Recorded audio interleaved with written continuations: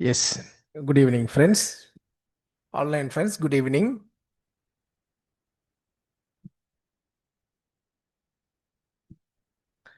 Video எல்லாம் on பண்ணுங்க அப்படின்னு கம்பல்லாம் பண்ண மாட்டோம். வீடியோ ஆன் பண்ணியிருந்தா ஓகே. ஃபேஸ் காமிச்சு ஒரு குட் ஈவினிங் சொல்லிட்டு அதுக்கப்புறம் ஆஃப் பண்ணாலும் ஓகே. ஃபேஸ் காமிக்கலனாலும் okay. Doesn't matter. So and also yes Praneeth, hello. Yes Bharath, hi.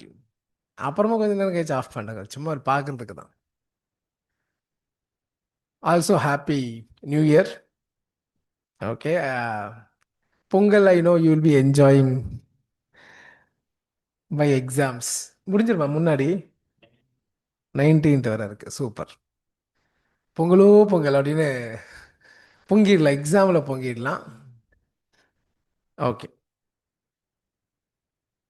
சாதாரண கிளாஸ் மாதிரி இல்லை, வெரி ப்ரெஷியஸ் டைம்ஸ். ஸோ இப்போ தான் ஒரு ஃப்ரெண்டு 2 to 3 தூங்கினேன்னு சொன்னார். நான் கிளியராக சொல்லி விட்டுருந்தேன் இந்த டைமில் தூங்கவே கூடாது அப்படின்ட்டு. It's okay. இப்போ நிறையா வெட்டி கதை பேசுகிற அளவுக்கு டைம் கிடையாது. We have it's a very precious time of yours. So Jan 3rd இருக்கும். Jan 6th இன்னரும் பை 2 to 5 நம்ம எக்ஸாம் எழுத போகிறோம். அதோட ஒரு 2 to 5 இதுக்காக தான் நம்ம எந்த அளவுக்கு எனர்ஜியாக இருக்கணும் அப்படின்றது தான். ஸோ ரொம்ப ரொம்ப இம்பார்ட்டன்ட். எக்ஸாமில் the energy portion is very important. So next 3 days கம்பல்சரியாக அந்த 3, 4, 5 2 to 5 அப்படின்றது, இன்ஃபேக்ட் 1 to 6 தூக்கமே வரக்கூடாது. 1 to 6 தான் உங்களோட ஹையஸ்ட் எனர்ஜியாக வச்சுக்கிற மாதிரி நீங்கள் என்ன பண்ணுவீங்களோ, ப்ராக்டிஸ் பண்ணுவீங்களோ, அது கான்ஷியஸ் எஃபர்ட்ஸ் எடுப்பீங்களோ, see to that it is happening. நம்ம லெக்சர் ஸ்டார்ட் பண்ணும்போதும் சரி, எண்ட் பண்ணும்போதும் சரி, we have identified the syllabus as 20 different independent standards plus 8 different chapters. இந்த 8 டிஃப்ரெண்ட் சாப்டர்ஸ் எப்படி ஐடென்டிஃபை பண்ணினோம்னா, amalgamation, reconstruction, consolidation, branch accounts, அதுக்கப்புறம் கம்பெனி அக்கௌண்ட்ஸ் ரிலேட்டடாக my dear friends, financial statement of companies, cash flow statement, investment accounts and buyback. Through these 8 different chapters, we cover 7 different accounting standards, which is amalgamation of the 14, consolidation in the 21, 23 and 27, branch in the 11, cash flow statement in the AS3 அந்த மாதிரி. So விட்டு போயிட்டோமா? Investment அக்கௌண்ட்லேருந்து we cover AS13. So AS13 and AS3 இந்த மாதிரி 7 different standards, 8 different chapters together cover பண்ணுறோம்.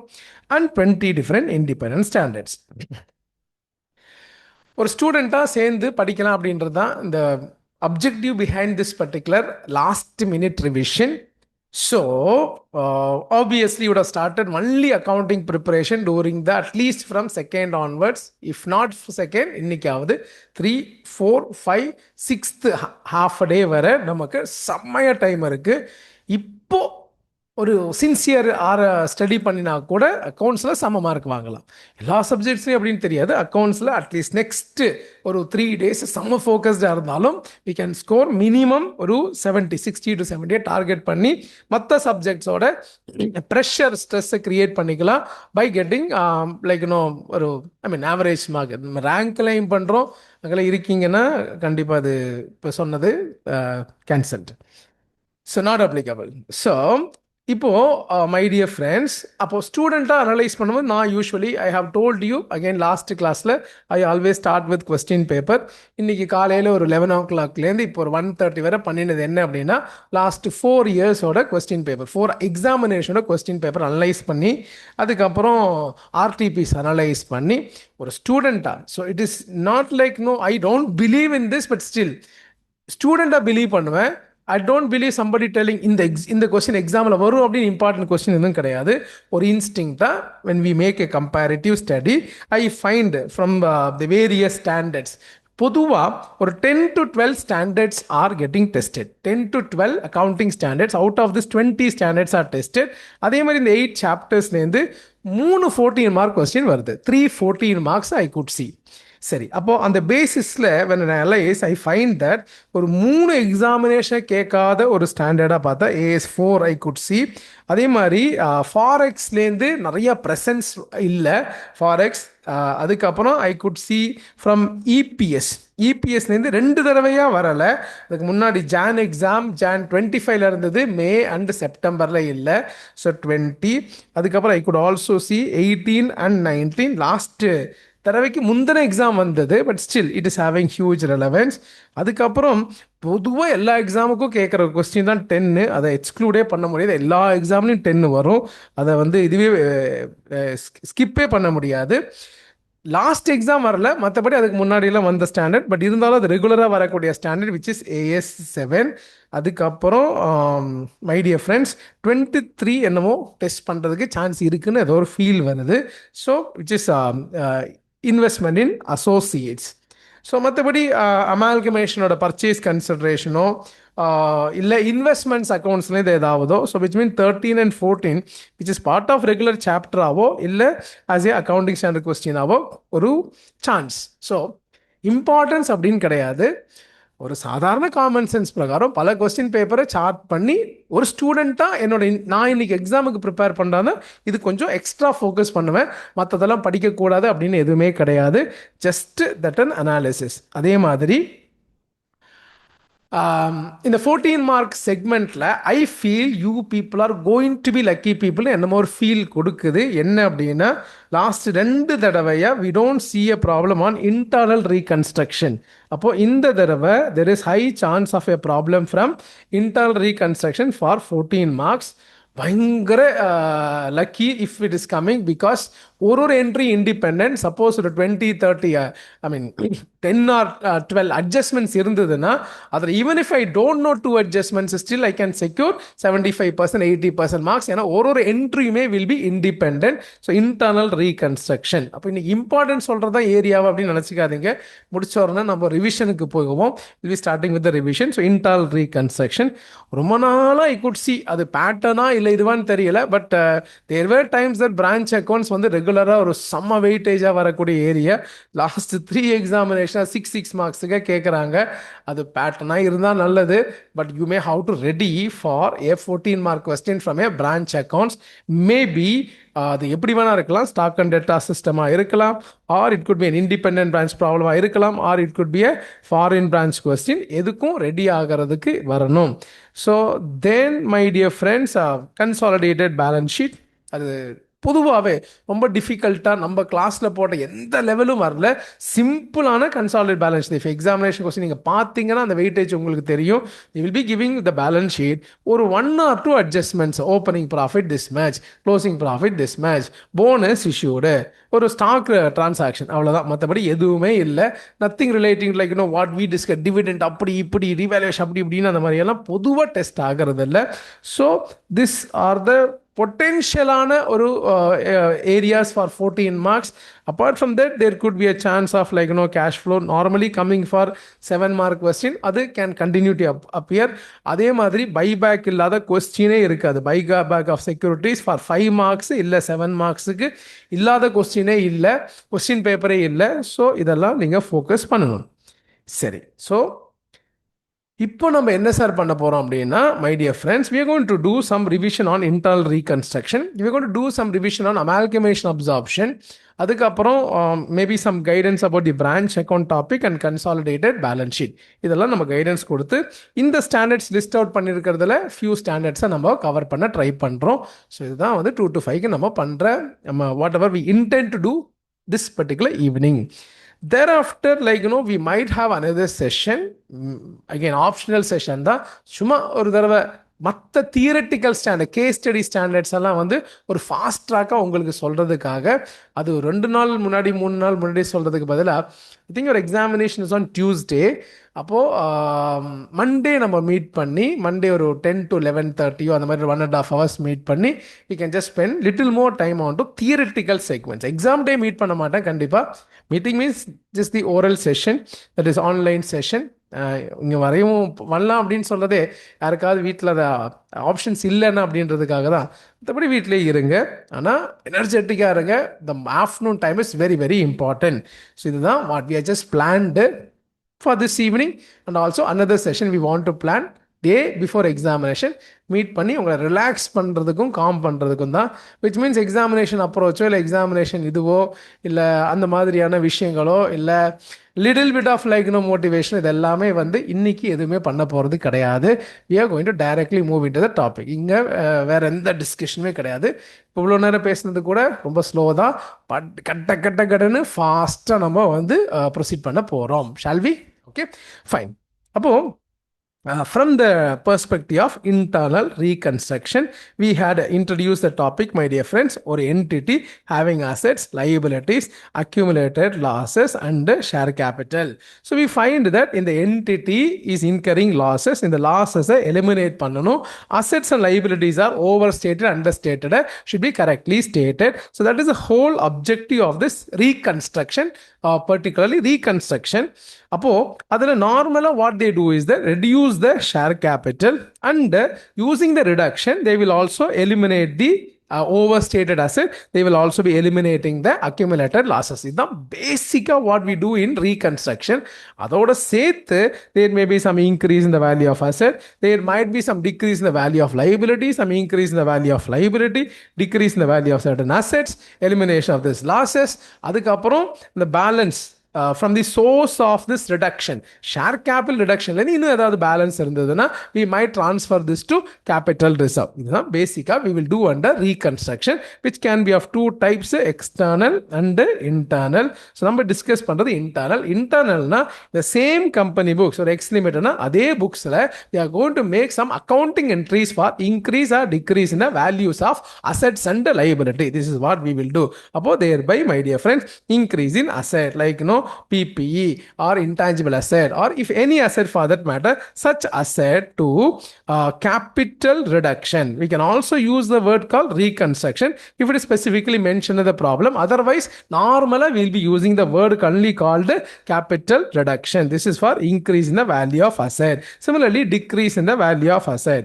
Increase in the value of asset, decrease in the value of asset. It is exactly opposite entry will be making capital reduction to asset. அப்படின்னு simple accounting entry will be made.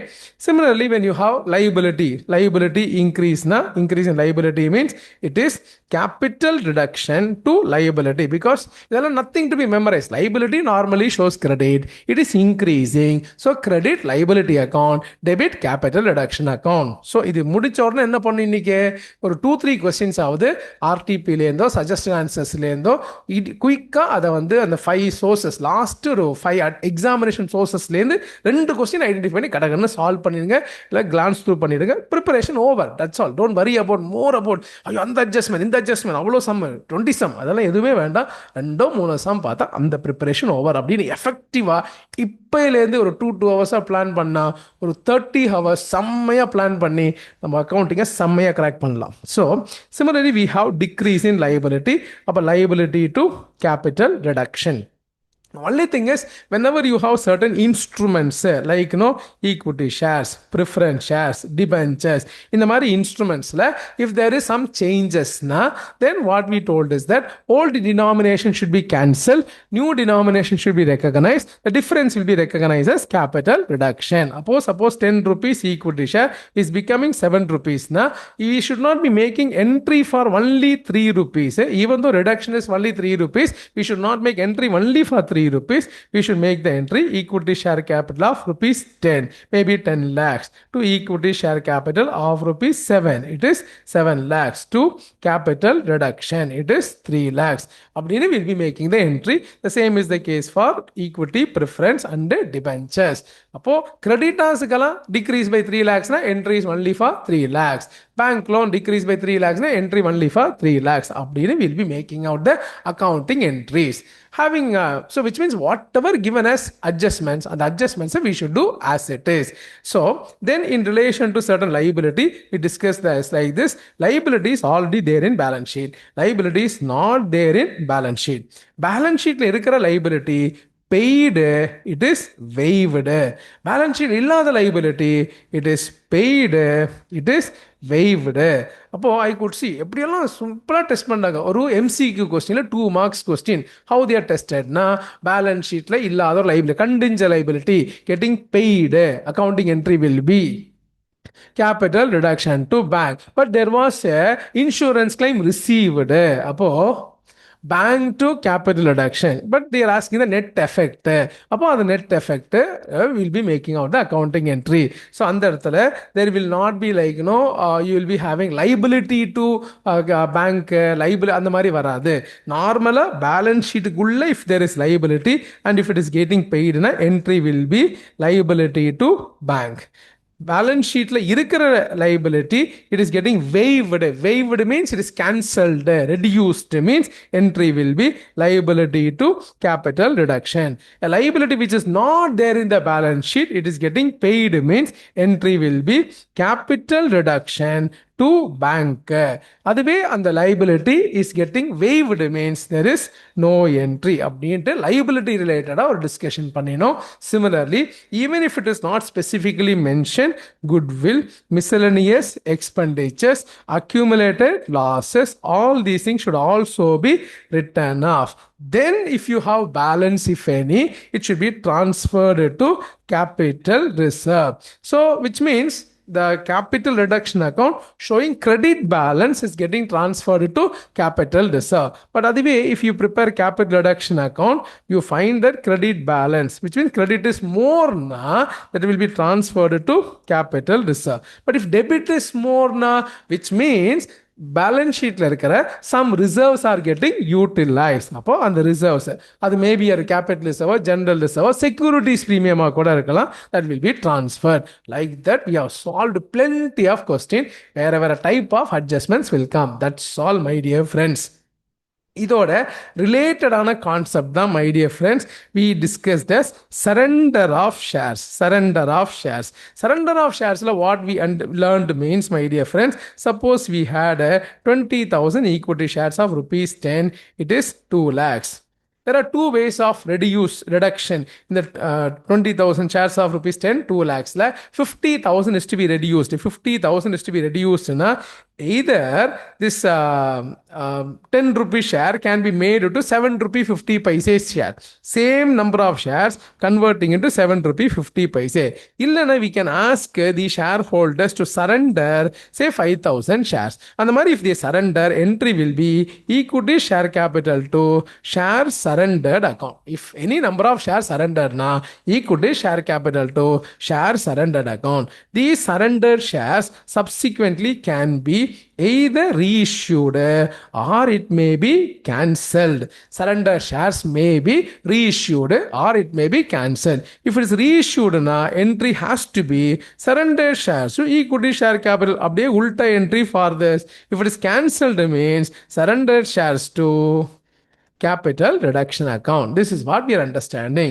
இதெல்ல எக்ஸ்ட்ராவா what we learned, இதெல்லாம் உங்களுக்கு revise பண்ற, that's all whatever we have learned previously. அப்போ when we reissue the surrender shares, it may be for settlement of a debt or it may be for compensation for waiver. Whichever be the case, any reduction in the liability either settled or it is waived due to the surrender shares irunda, such liability only will be transferred to capital reduction account. Such liability only will be transferred to capital reduction account. Surrender shares reissue panninale, entry will be surrendered shares to equity share capital. So if it is creditors 20 lakhs இருந்தது, 20 lakhsல 5 lakhs is settled by issue of surrender shares. அப்படி இருந்ததுன்னா entry will be surrender shares to equity share capital 5 lakhs. Even though they are telling creditors settled, entry will be credit creditors to capital reduction 5 lakhs 5 lakhs. Suppose they are telling that creditors waived 5 lakhs. As a compensation, we gave 2 lakhs surrendered shares. அப்படி இருந்தாலும் surrendered shares to equity share capital 2 lakhs, creditors to capital reduction that whatever they have waived. அப்போ either it is waiver or it is settlement by issue of surrender shares, and the liability, how much ever it is reducing, will be transferred to capital reduction. Surrender shares reissued should always be transferred again back to equity share capital. Surrender reissue பண்ணலனா it will be naturally cancelled. That will be transferred to capital reduction account. அப்படின்னு நம்ம surrender shares பத்தி discuss பண்ணோம். Nothing beyond this, my dear friends. When you prepare the revised balance sheet, we should have the title called and reduce. So மேஜராக ரிப்பீட்டடாக வரக்கூடிய adjustments, my dear friends, balance ஷீட்டில் இல்லாத capital commitments. So capital commitments of 20,000 paid or cancelled by paying a penalty of 20,000, then obviously accounting entry will be capital reduction to cash or bank, because this capital commitment is not a liability within the balance sheet. Balance sheet illada liability is getting paid. Entry will be capital reduction to cash or bank. Insurance claim received, which is not there within the balance sheet, entry will be cash or bank to capital reduction. So like that, we are just making simple accounting entries for the surrender of shares. One or two comprehensive problem you solve from the past examination, and the topic is getting over. Going to the next topic, which is amalgamation and absorption. Adala basic whether two entity A limited, B limited, C limited forms and takes over both A and B, called amalgamation, or A and B one entity is liquidated, A limited take over B limited is called absorption. Whichever be the case, my dear friends, we are not really bothered about whether it is amalgamation or absorption. We are bothered about two types of company. Those company which are liquidating, called as selling company. Those company which is going to continue will be called as purchasing company. Up accounting in the books of selling company, accounting in the books of purchasing company, in the renduthukkum common we require purchase consideration. இந்த ஸ்பீடில் தான் போகும். ஒன்றொன்னா பொறுமையாக எழுதி சம்மு solve பண்ணி, அப்படின்னா ஏதோ ஒரே ஒரு கொஸ்டின் எடுத்து நீங்கள் சால்வ் பண்ணி 2 கொஸ்டின் சால்வ் பண்ணி இன்னைக்கு கிளாஸ் முடிஞ்சுன்னு சொல்கிற மாதிரியான ரெகுலர் செஷன் கிடையாது. நம்ம டார்கெட்டு நம்ம மொத்த சிலபஸும் ஒரு revision. So revision with me, அவ்வளோதான். மற்றபடி அதனால் நீங்கள் எழுதணும் அப்படின்ற நோக்கத்தோடு அப்படி இருக்க வேண்டாம். ஆனால் ஆக்டிவாக இருங்க, எனர்ஜெட்டிக்காக இருங்க. அப்போது நல்லா ஸ்ட்ராங்காக இன்றைக்கி படித்து ஒரு லிமிட்டடான ஒரு நம்பர் ஆஃப் டாபிக்ஸ் இன்றைக்கி கவர் பண்ணுறோம். இன்றைக்கி நைட்டே அதை நிறைய சால்வ் பண்ணுறோம். ஒரு டாபிக் இன்றைக்கி நடத்துறது 3 கொஸ்டின் பாஸ்ட் எக்ஸாமினேஷன் சால்வ் பண்ணால் preparation over. Don't worry about unnecessary things like கிளாஸில் சொன்ன அந்த பாயிண்ட் இந்த பாயிண்ட் அன்னெசரியாக வரிடே ஆக வேண்டாம். ஒரு 2-3 கொஸ்டின் சால்வ் பண்ணுப்பா for the past RTPs or suggested answers. அப்படி சால்வ் பண்ணாலே preparation is very much completed. So do not have unnecessary worry about that question you solve, எனக்கு அது புரியல இது புரியலன்னு வரியாக கிரியேட் பண்ணாத. பாசிட்டிவிட்டி, இது ஓவர் இது ஓவர் இது ஓவர் அப்படின்னு பில்ட் பண்ணு கான்ஃபிடென்ஸை. நான் எக்ஸாமுக்கு போகும்போது செம்மையாக படிச்சிருக்கேன் அப்படின்ற கான்ஃபிடென்ஸ். ஸோ எந்த கொஸ்டின் கேட்டாலும் என்னால் அட்டெம்ப்ட் பண்ண முடியும் அப்படின்ற கான்ஃபிடென்ஸ் தான் கீ ஹியர். அந்த பேசிஸில் எனர்ஜெட்டிக்காக உட்காரணும். எதை சொன்னாலும் டவுட்டிங்காக, ஒரு சஸ்பீஷியஸாக அந்த மாதிரியான இது இல்லாமல், பயத்தை கிரியேட் பண்ணாமல் அழகாக அதை ரிசீவ் பண்ணுற ஒரு மைண்ட் செட்டில் உட்காரணும். Is that clear? So proceeding further my dear friends, அப்போது இந்த இடத்துல we have selling company accounts, purchasing company accounts. Maybe சில டாபிக் இங்கே ஸ்பீடாக நடத்தும் போது நம்ம கம்ஃபர்டபுள் இல்லாத டாபிக் கூட இருக்கலாம். அதையும் நினச்சி வரிட் ஆகக்கூடாது. ஸோ இப்போது ஆன்லைன் ஃப்ரெண்ட்ஸ் டக்குன்னு அவங்க என்ன பண்ணுவோம், ஐயோ பயமாக இருக்குது, நம்ம தனியாக படிக்கலாம் அப்படின்ற மாதிரியும் போயிடாதீங்க. மேபி அடுத்த டாபிக் வரும்போது கம்ஃபர்ட் வரலாம். இங்கே ஒன் திங் இஸ் ஷுவர், கண்டிப்பாக வெட்டி கதை பேச மாட்டோம். ஸோ அதனால் அந்த ஒரு 3 hours அந்த உட்கார ஃபஸ்ட்டு அந்த பர்சவரன்ஸும் வெயிட்டிங் டைமும் அதெல்லாம் ஒரு இதுவாக காமிங்க. ஓகே, எனவே கம்மிங் பேக் டு திஸ், அப்போ first focus will be on to calculating purchase consideration அப்படின்ற amount. So before we get in to accounting இந்த books or selling company and purchasing company will be calculating something called purchase consideration. அப்போ purchase purchase consideration அப்படின்றது how to calculate by reading a problem, my dear friends. Imagine two companies balance sheet given, இல்ல one company balance sheet given, and they have given lot of adjustments. அப்போ இந்த adjustmentsலாம் படிச்சு what we should identify first of all, which is the purchasing company, which is the selling company.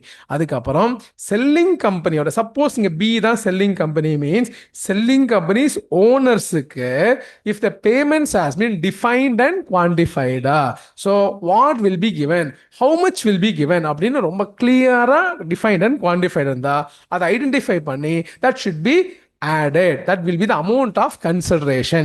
So equity shareholders will be given shares of rupees 10 at rupees 12 to discharge their claim னு சொன்னா what is the method? Chartல போடுங்க பாப்போம். Shares of selling company will be given shares of rupees 10 at rupees 12 to discharge their claim அப்படின்னு சொன்னா what is the consideration?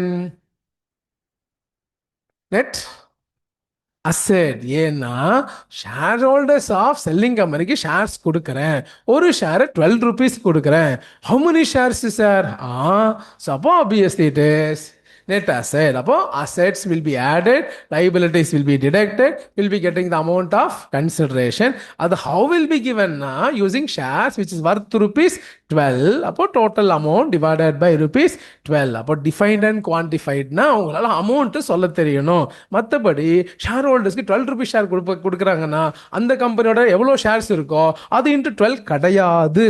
Share holders claim in the company is always towards net asset of the company. It is never towards their contributed capital. அப்போ thereby we understood like that, my dear friends. அப்போ நம்ம understand பண்றது என்னன்னா proper read பண்ணி we should check whether the considerations net payments or net asset. So shareholders will be given one for every 4 held at rupees 14. அப்படி இருந்தா அது dash method. Net payments method. Shareholders will be given one for 5 held and balance in cash. Then balance in cash அப்படின்னு சொன்னாலே அது net asset method. Suppose it is given share price of selling company is valued at 20 rupees. அதுக்கு we will give you these many shares and balance in cash given. அப்போ அது net payment method. Selling கம்பெனியோட ஷேருக்கு ஒரு value fix பண்ணிட்டாங்கன்னா which means அந்த selling கம்பெனியில் எவ்வளோ ஷேர்ஸ் இருக்கோ அதுக்கு will be paying this much rupees. ஒரு ஷேருக்கு இவ்வளோ ரூபாய் கொடுக்குறேன்னு சொன்னால் then that is amount will be bad.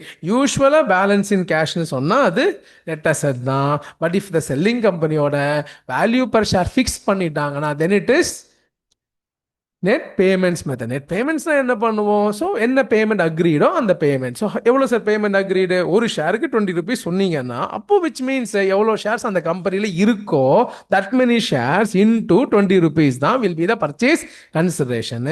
கரெக்டாக you should calculate purchase consideration.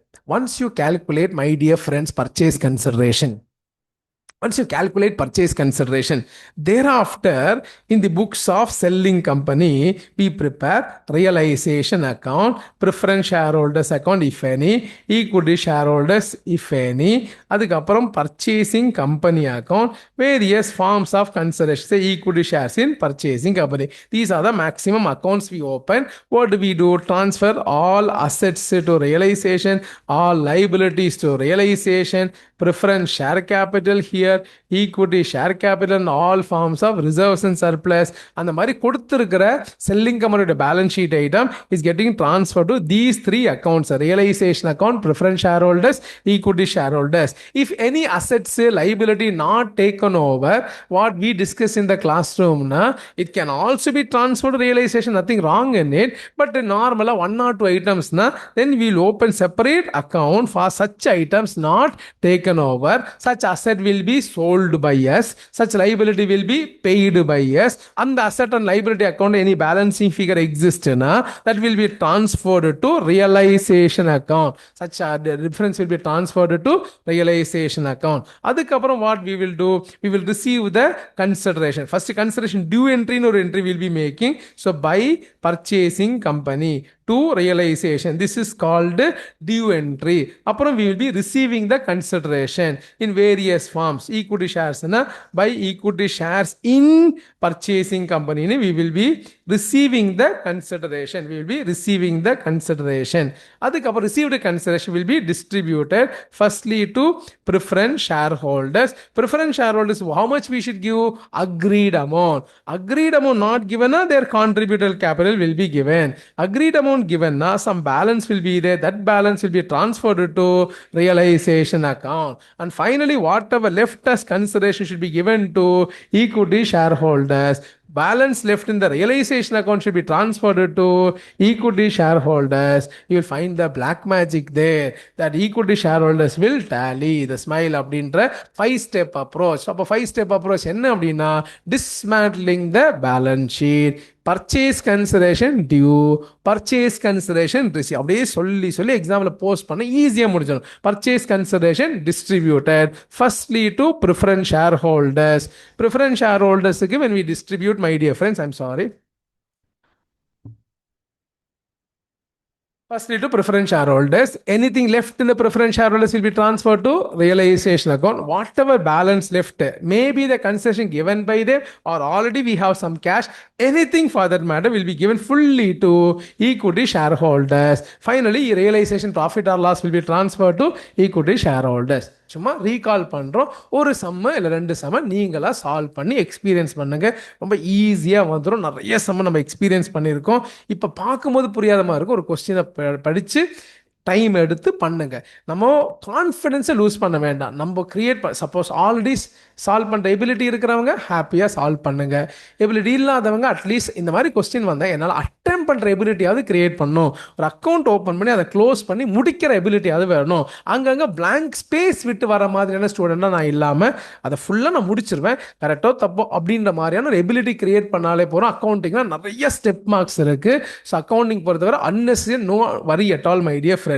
So thereafter, entries in the books of purchasing company: business purchase to liquidator of selling company, assets taken over at agreed value, liabilities taken over at agreed value to business purchase. இந்த இடத்துல difference வரும். இதுதான் goodwill or capital reserve. This is what we call it as goodwill or capital reserve. அதுக்கப்புறம் we make the payment. Liquidator debit whatever amount of consideration, credit whatever you pay. இந்த என்ட்ரியில தான் we split the issue price into share capital and securities premium. மற்றபடி இந்த securities premium will not be considered any other place. இதுக்கப்புறம் இது இல்லாம few other entry: liquidation expense of selling company paid by purchasing company. Entry will be goodwill or capital reserve to cash or bank. Similarly, you might have elimination of mutual owings, which means between purchasing company and selling company.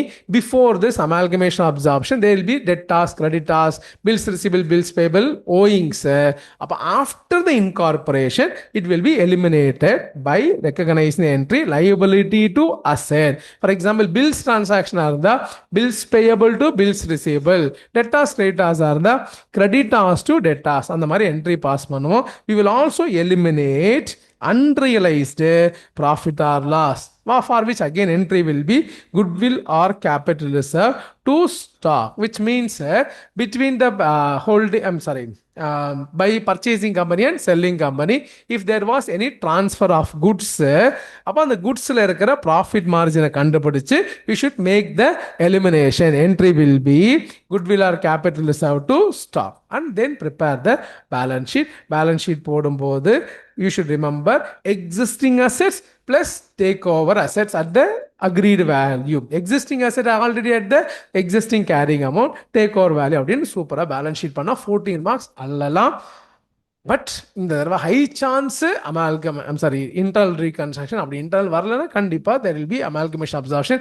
போன Jan 25 எக்ஸாமுக்கு internal ரீகன்ஸ்ட்ரக்ஷனும் 14 marks கேட்டான், amalgamation ஒரு 14 marks கேட்டான். ஆனால் அதுக்கப்புறம் consecutive 2 தடவை we are finding question from financial statement of companies. சாதாரண balance sheet ப்ராப்ளமாக கேட்டிருக்காங்க. ஸோ 2 தடவையும் கேட்டிருக்காங்க.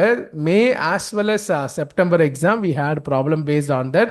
அப்போ there are high chance we have for internal reconstruction. But amalgamation absorption problem வந்தாலுமே you should be in a position to solve.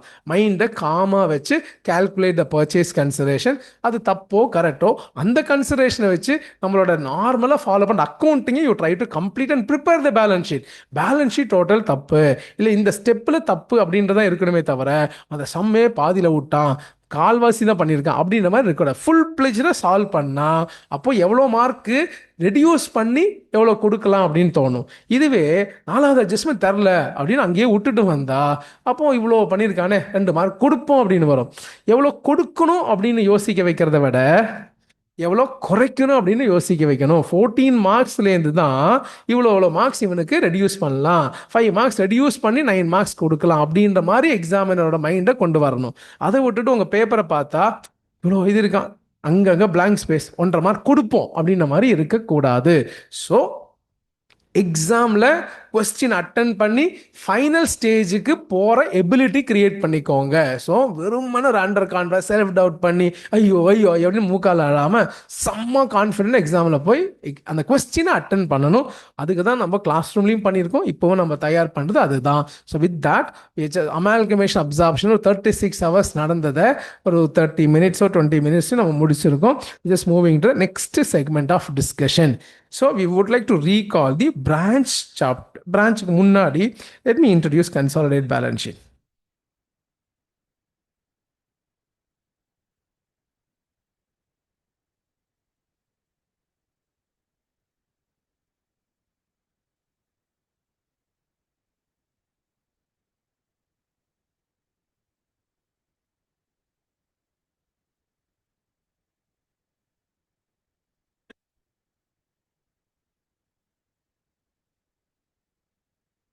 From a consolidation perspective, my dear friends, there is a company, holding company, subsidiary company, in which there is a sundry assets of 100 lakhs and sundry liability of say 40 lakhs. There is also investment in subsidiary to the extent of 60%, and there is equity share capital, my dear friends. So it is 80 lakhs. இது 50, reserves and surplus 30. So இந்த இடத்துல சன்ரை assets வந்து ஒரு 60 lakhs, சன்ரை liability ஒரு 10 lakhs, equity share capital ஒரு 30 lakhs, and reserves and surplus of 20 lakhs. அப்போது இந்த 60% of this subsidiary company is held by the holding company. இப்படின்னு information is there. Now one additional ஒரே ஒரு additional information கொடுக்குறேன். ஒரே ஒரு additional information என்ன அப்படின்னா reserves and surplus balance. Reserves and surplus balance of subsidiary as on acquisition date is 15 lakhs. இவ்வளவுதான். இப்போ we are supposed to prepare consolidated balance sheet. So sir, this relationship came into existence now? No, some period before. when எல்லாம் சொல்லல. So date எல்லாம் வேண்டாமா sir? Date is required only for classifying this reserves and surplus into pre and post. To classify into pre and post, நேரா acquire பண்ணும்போது information is 15 lakhs given. அப்போ date எல்லாம் not relevant. பேசிக்கா என்ன concept அப்படின்னா as if this holding company absorbing subsidiary company, taking all the assets, taking all the liabilities. அப்போ 60யும் 10ம் எடுத்தா கொடுக்க வேண்டிய கன்சிடரேஷன் இஸ் 50 lakhs. அந்த 50 lakhsல already we have given, I mean, அந்த 50 lakhs நம்ம இங்க எடுத்துக்கிறோம். But we have given consideration only for 60%. 40% is actually attributable to outsiders. அந்த பேரை தான் we call it as minority interest. அப்போ இந்த 50 lakhs நான் உள்ள கொண்டு வரேன். 60 lakhs I will take, 10 lakhs I will take, which means 100% of net asset I will take. But 60% தான் நான் owner, 40% outside owner, so will be called as minority interest. சரி, அப்போ அதை will be showing as minority interest. But the problem is அந்த 60% நம்ம வாங்குறதுக்கு கொடுத்த consideration 20 lakhs. அப்போ இந்த 60 minus 10 50 lakhs net asset which is 60% அப்படின்னா 30 lakhs. இந்த 30 lakhs வாங்குறதுக்கு I paid 20 lakhs அப்படின்னா then we are understanding, my dear friends, we have a gain which is capital reserve. ஆனா I told you this should not be compared with net asset that exists on the date of consolidation. It should be compared with the net asset on the date of acquisition. அதனால என்ன பண்ணுவோம்னா இந்த reserves and surplus will classify into pre and post. நம்ம இந்த chapter எப்படி introduce பண்ணோம், ரொம்ப டிஃபிகல்ட்டெல்லாம் வேண்டாம், ஒண்ணுமே பண்ணல, ஈஸியா. What we did is that by adding these two numbers, we told you it is nothing but net asset of the subsidiary. இது ரெண்டும் ஆட் பண்ணினா கிடைக்கிறது it is nothing but net asset. அப்போ what we will do is that reserves and surplus of subsidiary which is 20 lakhs. அப்புறம் on the date of acquisition they had 15 lakhs. அப்போ increase after acquisition is 5 lakhs. அப்போ this will be called pre, this will be called post. அப்போ என்ன understand பண்ணிக்கிறோம்னா இந்த equity share capital of 30 lakhஸும் if this profit of 15 lakhஸும் if you add then what are we getting, we will be getting net asset of subsidiary on the date of acquisition. If you add 30 lakhs and 20 lakhs add பண்ணா you are getting net asset of subsidiary as on today on the date of consolidation. அவ்வளவுதான். இந்த கான்செப்டை மைண்ட்ல செம்மையா வச்சிருக்கீங்க, super. அப்ப classify பண்ணதுக்கு அப்புறம் what we told is that we will prepare certain tables. We call it as charts. Chart A called as minority interest. We have particulars, total, holding interest, minority interest, 100%, 60%, 40%. So what we will do, equity share capital, it is 30 lakhs. Pre-acquisition profit, it is 15 lakhs. Post-acquisition profit, it is 5 lakhs. So 18 lakhs, 12 lakhs, 9 lakhs, 6 lakhs, 3 lakhs, 2 lakhs. This column will be added. So 12 plus 6 plus 2, it is 20 lakhs. In the 20 lakhs will be shown as minority interest in CVS. இதுல இந்த ரெண்டு item will be representing what na parent oda share of net asset on the date of acquisition. அப்போ நம்ம அதை use பண்ணி we'll find out something called goodwill or capital reserve. So it is cost of investment. It is 20 lakhs. Cost of investment, it is 20 lakhs. அதுக்கப்புறம் maybe இந்த cost of investment கொஞ்சம் change பண்ணலாமா, வேண்டாம் அப்படி இருக்கணும், எதுவும் சேஞ்ச் பண்ண வேண்டாம். Cost of investment 20 lakhs. Share of net asset which is equity share capital 18 lakhs. Pre-acquisition profit 9 lakhs, it is 27 lakhs. Appo what you paid is less. Now what is resulting as capital reserve of 7 lakhs we are getting. Adukappuram we find that chart C called consolidation of reserves and surplus. Adar we will have balance of parent ஓட balance எவ்வளோ அப்படின்னா reserves and surplus of 30 lakhs. So thereby it is 30 lakhs plus share of post acquisition profit. How much is that?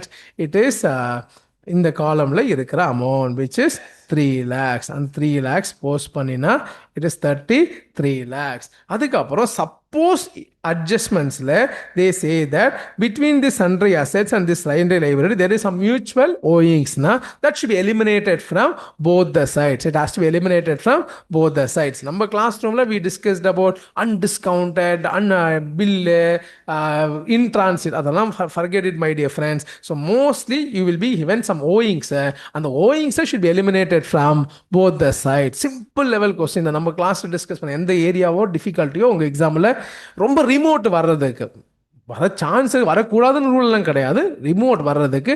அதை பற்றி இப்போ அன்னஸே வரீடாக வேண்டாம். Similarly we have unrealised profit or loss. Though we discussed upstream downstream என்றால் 99.99% of the times it is only a downstream transaction. அப்போ find out the unrealized profit or loss, eliminate from stock, eliminate from consolidated profit. அப்போ the chart C போடும்போது you may also have to eliminate the unrealized profits, which is also be eliminated from, apart from reserve surplus, it should also be eliminated from consolidated stock. It should be eliminated. Unrealized profit should be computed and it should be eliminated from consolidated stock figure and consolidated profit figure. அந்த மாதிரி eliminate பண்ணுவோம். இதுதான் maximum adjustments of what you could see, my dear friends. Nothing beyond this. So இதை டிஃபிகல்ட்டாகவே எடுத்துக்க வேண்டாம்.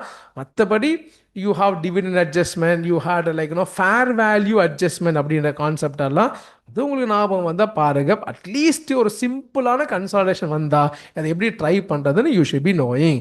Fair value சேஞ்சஸ்னால் ஒரு டிஃபிகல்ட்டான விஷயங்கள்லாம் கிடையாது. ஃபேர் வேல்யூ சேஞ்சஸ்னால் பிகாஸ் பேசிக்காக கான்செப்ட் என்ன தெரியுமா, we want to compare these investments with our share of net asset, which is fair value of net asset on that date. இதை எடுத்தா you are getting only book value. அப்போ thereby இதோட fair value differences should be taken for the purpose of computing goodwill or capital reserve. அதுக்கு தான் we'll be finding something called revaluation reserve, revaluation profits. அப்போ adjustments, if they have conveyed that at the time of acquisition plant and machinery worth rupees 10 lakhs valued at 12 lakhs na, then for the purpose of taking this reserves and surplus you should also take revaluation reserve of 2 lakhs for the purpose of finding goodwill or capital. இப்போ சொல்றதெல்லாம் உங்களுக்கு ஞாபகம் வந்து எடுத்துக்கோங்க, மற்றபடி இல்லைன்னா அதை விட்டுருங்க. சிம்பிளான ஒரு கன்சால்டேஷன் ப்ராப்ளம் சால்வ் பண்ண just take once again comma, take reserves and surplus of subsidiary, classify into pre and post. அதுக்கப்புறம் you have 3 components in subsidiary: equity share capital, pre-acquisition profit, post-acquisition profit. Apportion between holding and minority.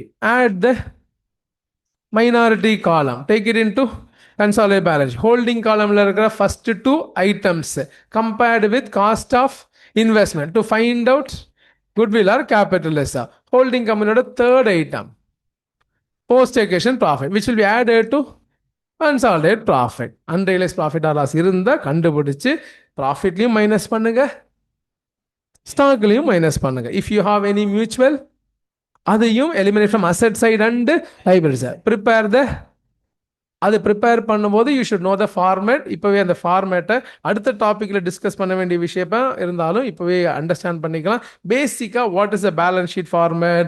First part is equity and liabilities. அதில் first equity, அதில் shareholders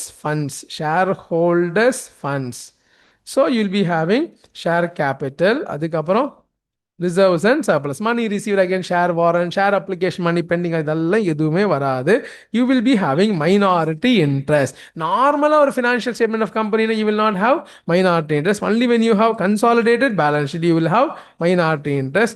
Non-current liability, current liabilities, இவ்வளவுதான். So company accounts வந்து trial balance கொடுத்து if they ask you to prepare the balance sheet, சிம்பிளாக fit int at least these 4 ஹெட்டிங்ஸுக்குள்ளே எங்கேயாவது இது பண்ணி வச்சுருங்க. ஆல்ரெடி பக்காவாக தெரியும்னா பக்காவாக பண்ணுங்க. இல்லை இந்த 4 ஹெட்ஸ் ஷேர் ஹோல்டர்ஸ் ஃபண்ட்ஸ், அதுக்கப்புறம் நான் கரண்ட் லைபிலிட்டி, கரண்ட் லைபிலிட்டி. அதே மாதிரி அசட் சைடில் we have 2 way to item, non current asset, current asset. Non current அசட்டில் ஏ அப்படின்னு போட்டு அதில் 1 2 3 4 வரலன்னா கூட 1 2 PPE, intangible asset. அதுக்கப்புறம் யூ ஹாவ் லைக் நான் current investments, deferred tax asset, long term loans and advances, other நான் கரண்ட் அசெட். கரண்ட் அசெட்ஸ் பொறுத்தவரை இன்வெஸ்ட்மெண்ட்ஸ், கரண்ட் இன்வெஸ்ட்மெண்ட்ஸ். அப்புறம் ஸ்டாக் டெட்டாஸ் கேஷ்னு சொல்லி கொடுத்துருந்தேன். என்னென்னா inventories, trade receivable, cash and cash equivalent, short term loans and advances, other current asset. இதுதான் basic format of balance sheet. மற்றபடி அங்கே எந்த டிஃபிகல்ட்டியும் கிடையாது. கொடுத்துருக்கிற அமௌண்ட்டை அப்படி இப்படி ஷெட்யூலில் ஃபிட் பண்ணி present balance sheet, my dear friends. இவ்வளோ தான் வில் பி லேர்னிங் அண்டர். அதில் nothing to be explain in revision class also. ஃபார்மேட்டை ஒரு தடவை படிங்க, அதுக்கப்புறம் சம்ம சால்வ் பண்ணுங்க. So below the balance sheet if you have any contingent liability or capital commitments அது ரெண்டும் டிஸ்க்ளோஸ் பண்ணுங்க. You will be having a simple balance sheet my dear friends. Maybe அதோட சேர்த்து current or non current classification பற்றி ஏதாவது இருந்ததுன்னா ப்ராப்பராக understand பண்ணிக்கோ. 12 monthsக்குள்ளே டியூ ஆக போகிறதோ ரிசீவ் ஆக போகிறதோ should be understood as current. அதுக்கு மேலே இருக்கிறது non current. This much only you should be aware of my dear friends. So அப்போது கன்சாலிடேஷன் பொறுத்தவரை கன்சாலிடேட் SOPL மே எக்ஸாமில் டெஸ்ட் பண்ணிட்டான், அதனால் வர்றதுக்கு சான்ஸ் கொஞ்சம் கம்மி தான். But you also at least glance through something called negative minority interest. You please learn this negative minority interest concept. What is negative minority interest அப்படின்னா, so share of losses, when there is share of losses from subsidiary that is going to exceed the minority interest, that is equity share capital plus pre-acquisition profit, minority share will give you minority interest. அதுக்கப்புறம் share of loss from subsidiary minus பண்ணுவோம். Minus பண்ணி வரும்போது one day it will result into negative figure. This will be adjusted against consolidated profits. This will be adjusted against consolidated profit. அப்போ minority interest either should be positive balance or nil balance. It cannot be negative. Subsequent profit report பண்ணும்போது whatever share of losses adjust பண்ணலையோ அந்த அளவுக்கு ப்ராஃபிட்டும் adjust பண்ண மாட்டோம். Subsequent if there is profit that will be adjusted அப்படின்னு ஒரு sum solve பண்ணியிருக்கோம். அதை மட்டும் ஒரு தடவை glance through பண்ணிடுங்க. மற்றபடி எந்த டிஃபிகல்ட்டியும் கிடையாது my dear friends. So please solve these problems from consolidation. Simple consolidation problem from the past examination question solve பண்ணாலே போகும். அதே மாதிரி ஏதாவது டவுட்ஸ் இருந்ததுன்னா என்னோட வாட்ஸ்அப் டெக்ஸ்ட்லேயோ இல்லை நெக்ஸ்ட் கிளாஸ் மீட் பண்ணும்போது நீங்கள் தைரியமாக ரைஸ் பண்ணிக்கோங்க. நம்ம ஏதாவது சார் இந்த சோன்ஸோ ஆர்டிபி சோன்ஸோ சஜஷன்ஸ் எனக்கு டவுட் இருக்குன்னா தயவு செஞ்சு கேளுங்க மை டியர் ஃப்ரெண்ட்ஸ். மறுபடியும் எதுவும் ஒரு சேஸ் பண்ணுற மோட்லேயோ இல்லை ஒரு மாதிரி ஒரு பயந்த மோட்லேயோ இருக்காதீங்க. காம் டவுன் ஆகுங்க. It's time that you have to settle down. நிறைய டைம் இருக்குது. இப்போ இனிமேல் படிக்க வேண்டியது எல்லாமே எந்த சாப்டரும் தனியாக போய் உட்காந்து படிக்கவே படிக்காது. சாப்டரே படிக்காது. இங்கே படிக்கிறதோட சரி அது விட்டுருங்க. அதுக்கப்புறம் ஒரு 3 RTPs கம்ப்ளீட்டாக முடிங்க. அதில் இருக்கிற எல்லா கொஸ்டினும் சால்வ் பண்ணி ட்ரை பண்ணுங்க. முடிஞ்ச அளவுக்கு சால்வ் பண்ணுங்க. அதே மாதிரி ஒரு 5 சஜஸ்டட் ஆன்சர்ஸ் இது. அதுக்கப்புறம் முடிஞ்ச 2 MTPs. இதெல்லாம் படிக்கிற அளவுக்கு டைம் இருக்குமானா இருக்குது, நிச்சயம் இருக்குது.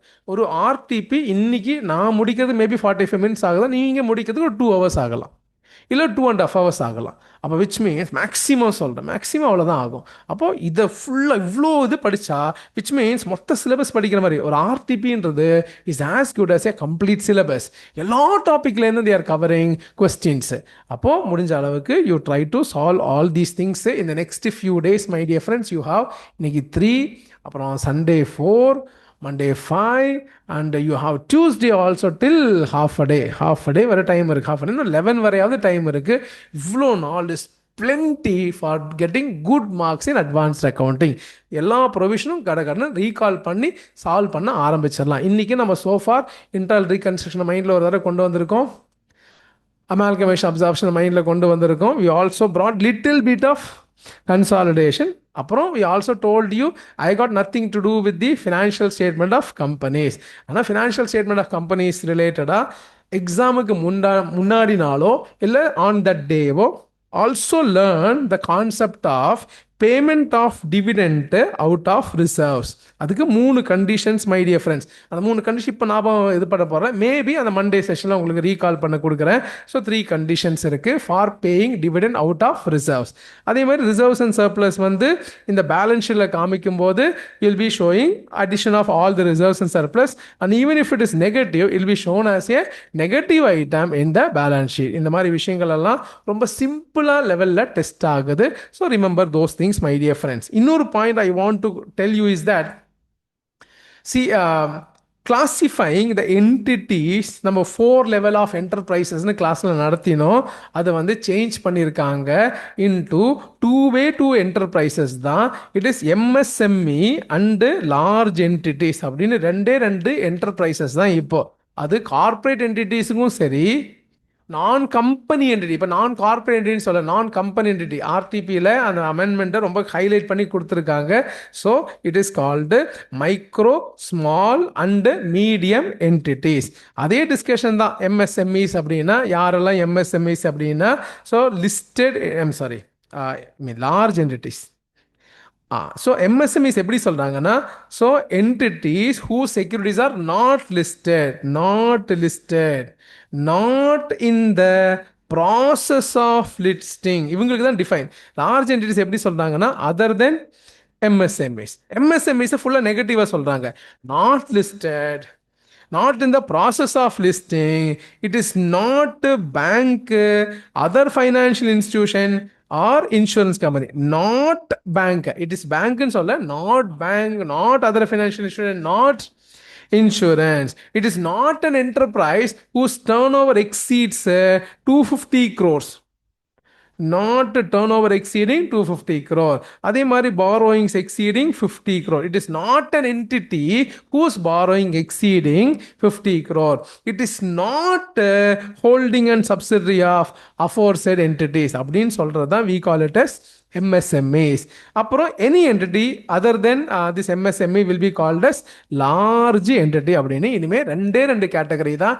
level 1, level 2, level 3, level 4 அப்படின்ற கான்செப்டே has been abolished.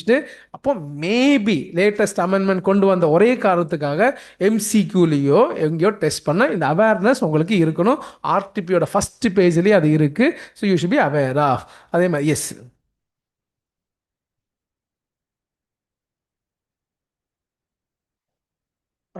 சொல்கிறேன், அமால்கமேஷன் அட்ஜஸ்ட்மெண்ட் ரிசர்வை பற்றி நம்ம டிஸ்கஸ் பண்ணுவோம். ஸோ இது வந்து எம்எஸ்எம்இ பற்றி. அப்போ எம்எஸ்எம்இ பற்றி மேபி எம்சிக்குள்ளே டக்குன்னு வேறு டெஸ்ட் ஆகுது. ஒரு MSME suppose qualify for lot of exemption from various accounting standard. MSME qualify for exemption from accounting standard. அப்போ if it is qualify for exemption from accounting standard and imagine it is now become large entity. If it is become large entity na, then immediately should comply with all the standards in full. Large entities பொறுத்தவரை it should apply all the standards in full. அப்படி இருக்கும்போது previous financial ஸ்டேட்மெண்ட்ஸை ரீஸ்டேட் பண்ணணுமா கம்பேரிட்டிவ்னு கேட்டால் பண்ண வேண்டாம் அப்படின்ட்டு ஸ்பெசிஃபிக்காக அந்த அமெண்ட்மெண்ட்டில் இருக்குது. அதே மாதிரி if it is a large entity, if it is becoming MSME na, then large entity there is no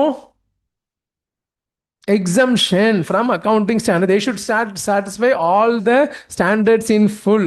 Upon the large entity suddenly become, அப்போ they get exemption ஆனு கேட்டால் no.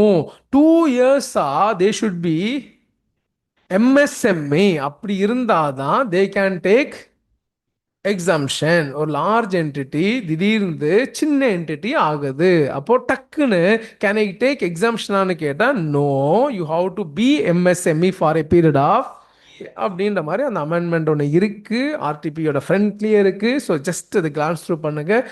Just aware of what is MSME and what are large entities. என்ன sir இது எந்த chapter sir அப்படின்னா, no applicability of accounting ஸ்டாண்டர்டுக்கு. earlier we have classified the enterprises into 4 categories, level 1, level 2, level 3, level 4. அது இல்லாமல் இப்போ it is coming only 2 types of entities called MSMEs, large entity அப்படின்னு ரெண்டு கேட்டகரிஸ் இருக்கு. எனவே coming back to this my dear friends, இப்போ amalgamation my dear friends, as per AS 14 we classify amalgamation in the nature of purchase. அதே மாதிரி in the nature of merger.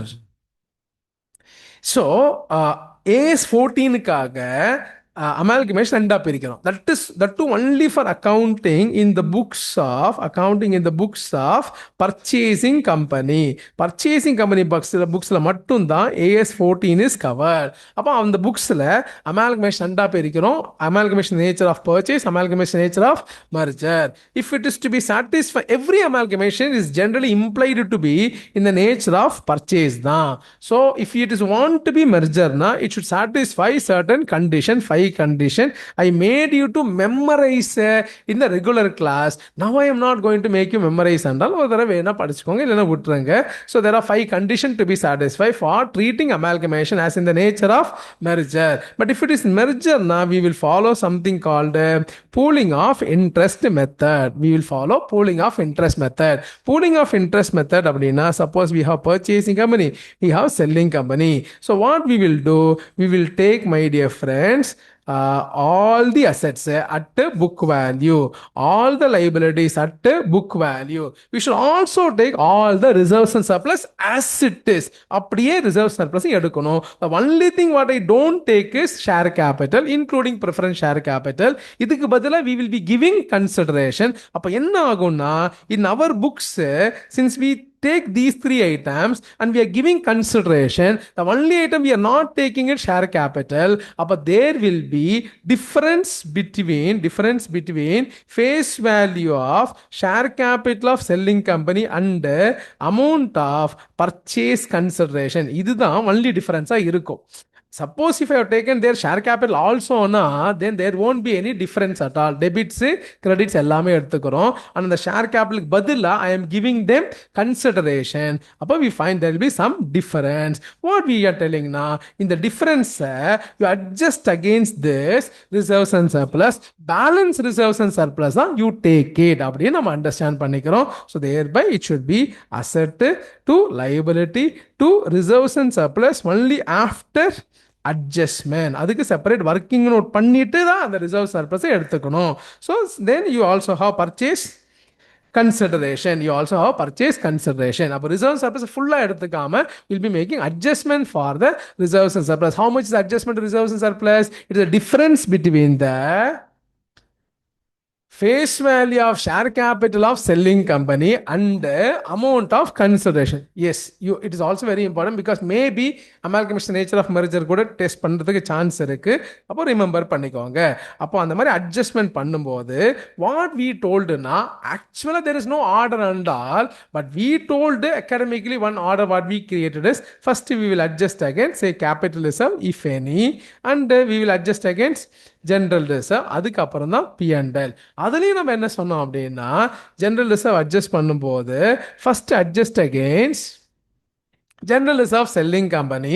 அங்கே பத்தலைன்னா அந்த கம்பெனியோட பிஎன்ல அட்ஜஸ்ட் பண்ணாதீங்க, adjust against our general reserve. அப்போ suppose if there is some adjustment against our general ரிசர்வ்னா இந்த அக்கௌண்டிங் என்ட்ரியில் will be having a debit for general reserve. If you have a debit for general reserve, it means வாட்னா we are using our general reserve for the adjustment அப்படின்னு நம்ம understand பண்ணிக்கிறோம். மற்றபடி there is no difficulty there. So பேசிக்காக first you have to make a working note for comparing dash and dash face value of share capital of selling company with purchase consideration.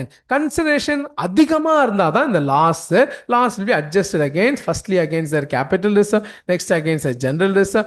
If their general reserve not sufficient, we will adjust against our general reserve. அதுவும் பத்தலனா their P&L, அதுவும் பத்தலனா we might adjust against our P&L. So if there is any adjustment for our general reserve or our P&L na, then that should also be debited in the accounting entry அப்படின்னு நம்ம discuss பண்றோம் my dear friends. மற்றபடி any specific ரிசர்வ்ஸ்னா அதெல்லாம் adjust பண்ண கூடாது. It should be taken as it is in full அப்படின்னு நம்ம டிஸ்கஸ் பண்ணினோம். Similarly if it is amalgamation the nature of பர்ச்சேஸாக இருந்ததுன்னா, amalgamation nature of purchase means we told we will take only assets liability to business purchase. Difference is goodwill or capital reserve. இப்படி தான் நம்ம எடுத்துப்போம். But if there is any statutory ரிசர்வ்னா, then such statutory reserve should be incorporated through a separate entry called amalgamation adjustment reserve to such statutory reserve அப்படின்னு entry pass பண்ணுவோம். And this will be shown as a negative item under the head reserves and surplus. This will be shown as a positive. இந்த என்ட்ரினால actually no impact in the balance sheet. But entry கேட்டால் இந்த என்ட்ரியும் pass பண்ணணும். Okay, so this is how we discussed for this reserves treatment. So இப்போ கிட்டத்தட்ட எதெல்லாம் recall பண்ணியிருக்கோம்னா, amalgamation topic, internal reconstruction topic, consolidation topic, balance sheet ஃபார்மேட்டை ஒரு தடவை சொல்லியிருக்கேன். நீங்கள் ப்ராப்ளமை சால்வ் பண்ணுங்க. அதுக்கப்புறம் அந்த கம்பெனி ஃபைனான்ஷியல் ஸ்டேட்மெண்ட்ஸ்லேருந்து டிவிடெண்ட் ரிலேட்டடான rules, only thing is paying dividend out of reserves. இதை மட்டும் ஞாபகம் வச்சுக்கோங்க. Nothing beyond this my dear friends. இதை தவிர வேறு எதுவுமே இல்லை. கரண்ட் அண்ட் நான் கரண்ட் கிளாசிஃபிகேஷன் 12 months டைம் ஃப்ரேமை மட்டும் ஞாபகம் வச்சுக்கோங்க. மற்றபடி when we took the chapter, I don't know who took, either I took or someone தெரில. So we would have given lot of notes for share capital அது இதுன்னு இதெல்லாம் எதுவுமே வேண்டாம் எக்ஸாமுக்கு அப்படியே மறந்துடுங்க only for a syllabus completion அது சிலபஸ் இருக்கு நம்ம நடத்தினோம் அவ்வளோதான் மற்றபடி எக்ஸாமுக்கு தேவையே இல்லை ஸோ 4 சாப்டர்ஸ் கிட்ட நம்ம இங்கே ரீகால் பண்ணியிருக்கோம் ஷால்வி இன்னும் ஒரே ஒரு டாப்பிக்கை ரீகால் பண்ணி we would like to move into certain accounting standards என்ன அப்படின்னா கேஷ் ஃப்ளோ ஸ்டேட்மெண்ட்டை ரீகால் பண்ணுவோம் மேபி இன்வெஸ்ட்மெண்ட்ஸ் அக்கௌண்ட்ஸையும் இன்றைக்கே ரீகால் பண்ணிடுவோம் so cash flow and investments முடிஞ்சால் இன்றைக்கே எல்லா சாப்டரையும் ரீகால் பண்ணிடலாம் எக்ஸப்ட் பைபேக் தவிர எல்லா டாப்பிக்கும் ரீகால் பண்ணிடலாம் ஸோ 4 வரை அதுக்கு டைம் லிமிட்ஸ் ஃபிக்ஸ் பண்ணிப்போம் அதுக்கப்புறம் last 1 hour we will take various standards so முடிஞ்ச அளவுக்கு அந்த இம்பார்ட்டண்ட்டாக என்னென்ன நோட் பண்ணியிருக்கோமோ அந்த ஸ்டாண்டர்ட்ஸை ஃபோக்கஸ் பண்ணுவோம் அதுக்கப்புறம் விட்டு போன ஸ்டாண்டர்ட்ஸு கொஞ்சம் தியரிட்டிக்கலாக ஞாபகம் வச்சுக்க வேண்டிய விஷயங்கள் அப்படின்றத ஞாபகப்படுத்துகிற ஒரு ட்ரிகரிங்காக நம்ம மண்டே கிளாஸை ஸ்பெண்ட் பண்ணுவோம் okay so this is how we just planning இப்போதைக்கு we just like to focus on cash flow statement online friends ஏதாவது ஸ்பெசிஃபிக்காக ரிக்வயர்மெண்ட் இது கொஞ்சம் நடத்துங்க சார் இது கொஞ்சம் ரீகால் பண்ணுங்க சார் அப்படின்னு இருந்தால் தயவு செஞ்சு கேளுங்க so topic doubts it's not to be one வேயாக டிஸ்கஸ் பண்ணிகிட்டே இருங்க நீங்கள் என்ன கேட்குறீங்களோ you also have an option to listen my dear friends okay obviously cash flow investment branch 3மே நம்ம இதை பண்ணுவோம் மேபி கேஷ் ஃப்ளோவை ஒதுக்கிட்டு ஃபஸ்ட்டு பிரான்ச்சுக்கு ஃபோக்கஸ் பண்ணுவோம்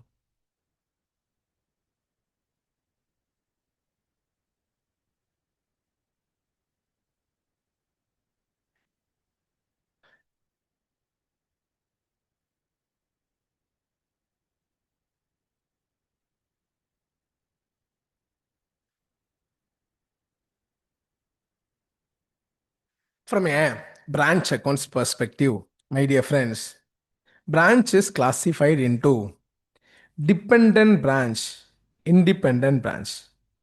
அதுக்கப்புறம் ஒரு ஸ்பெஷல் ப்ராப்ளம் ஏரியாவை we identify foreign branch. When we say dependent branch, அதோட மெயின் குவாலிட்டி என்னன்னா head office maintain accounts relating to branch head office maintain branch accounts இங்கே இண்டிபெண்டன்ட் பிரான்ச்னா head office maintain only head office accounts branch maintain பிரான்ச்சோட accounts இதுதான் independent branch சரி அப்போது in a dependent branch my dear friends when head office maintains branch or accounts in addition to head office also maintaining head office accounts அதுவும் நாம வச்சுக்கணும் it is not head office maintaining only branch account head office maintaining head office accounts and also head office maintains branch accounts அந்த மாதிரி ரெண்டு அக்கௌண்ட்ஸும் அதை maintain பண்ணும்போது how to find out branch ஓட profit or loss அது ஒன்று தான் dependent பிரான்ச்சில் problem area how to find out branch ஓட profits or loss அந்த ப்ராஃபிட் ஆர் லாஸ் கண்டுபிடிக்கிற different accounting methods are there in practice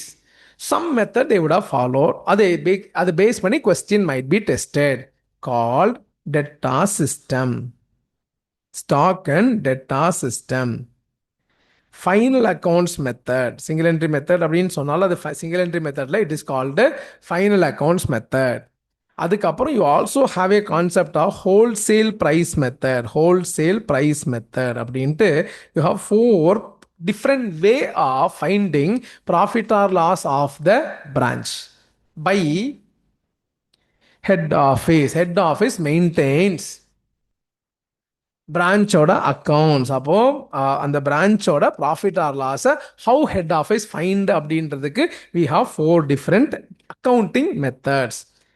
Independent branch means branch maintain branch or accounts, head office maintain head office accounts. So primarily that is involved only preparation of profit and loss account and balance sheet of head office and branch and sometimes overall business.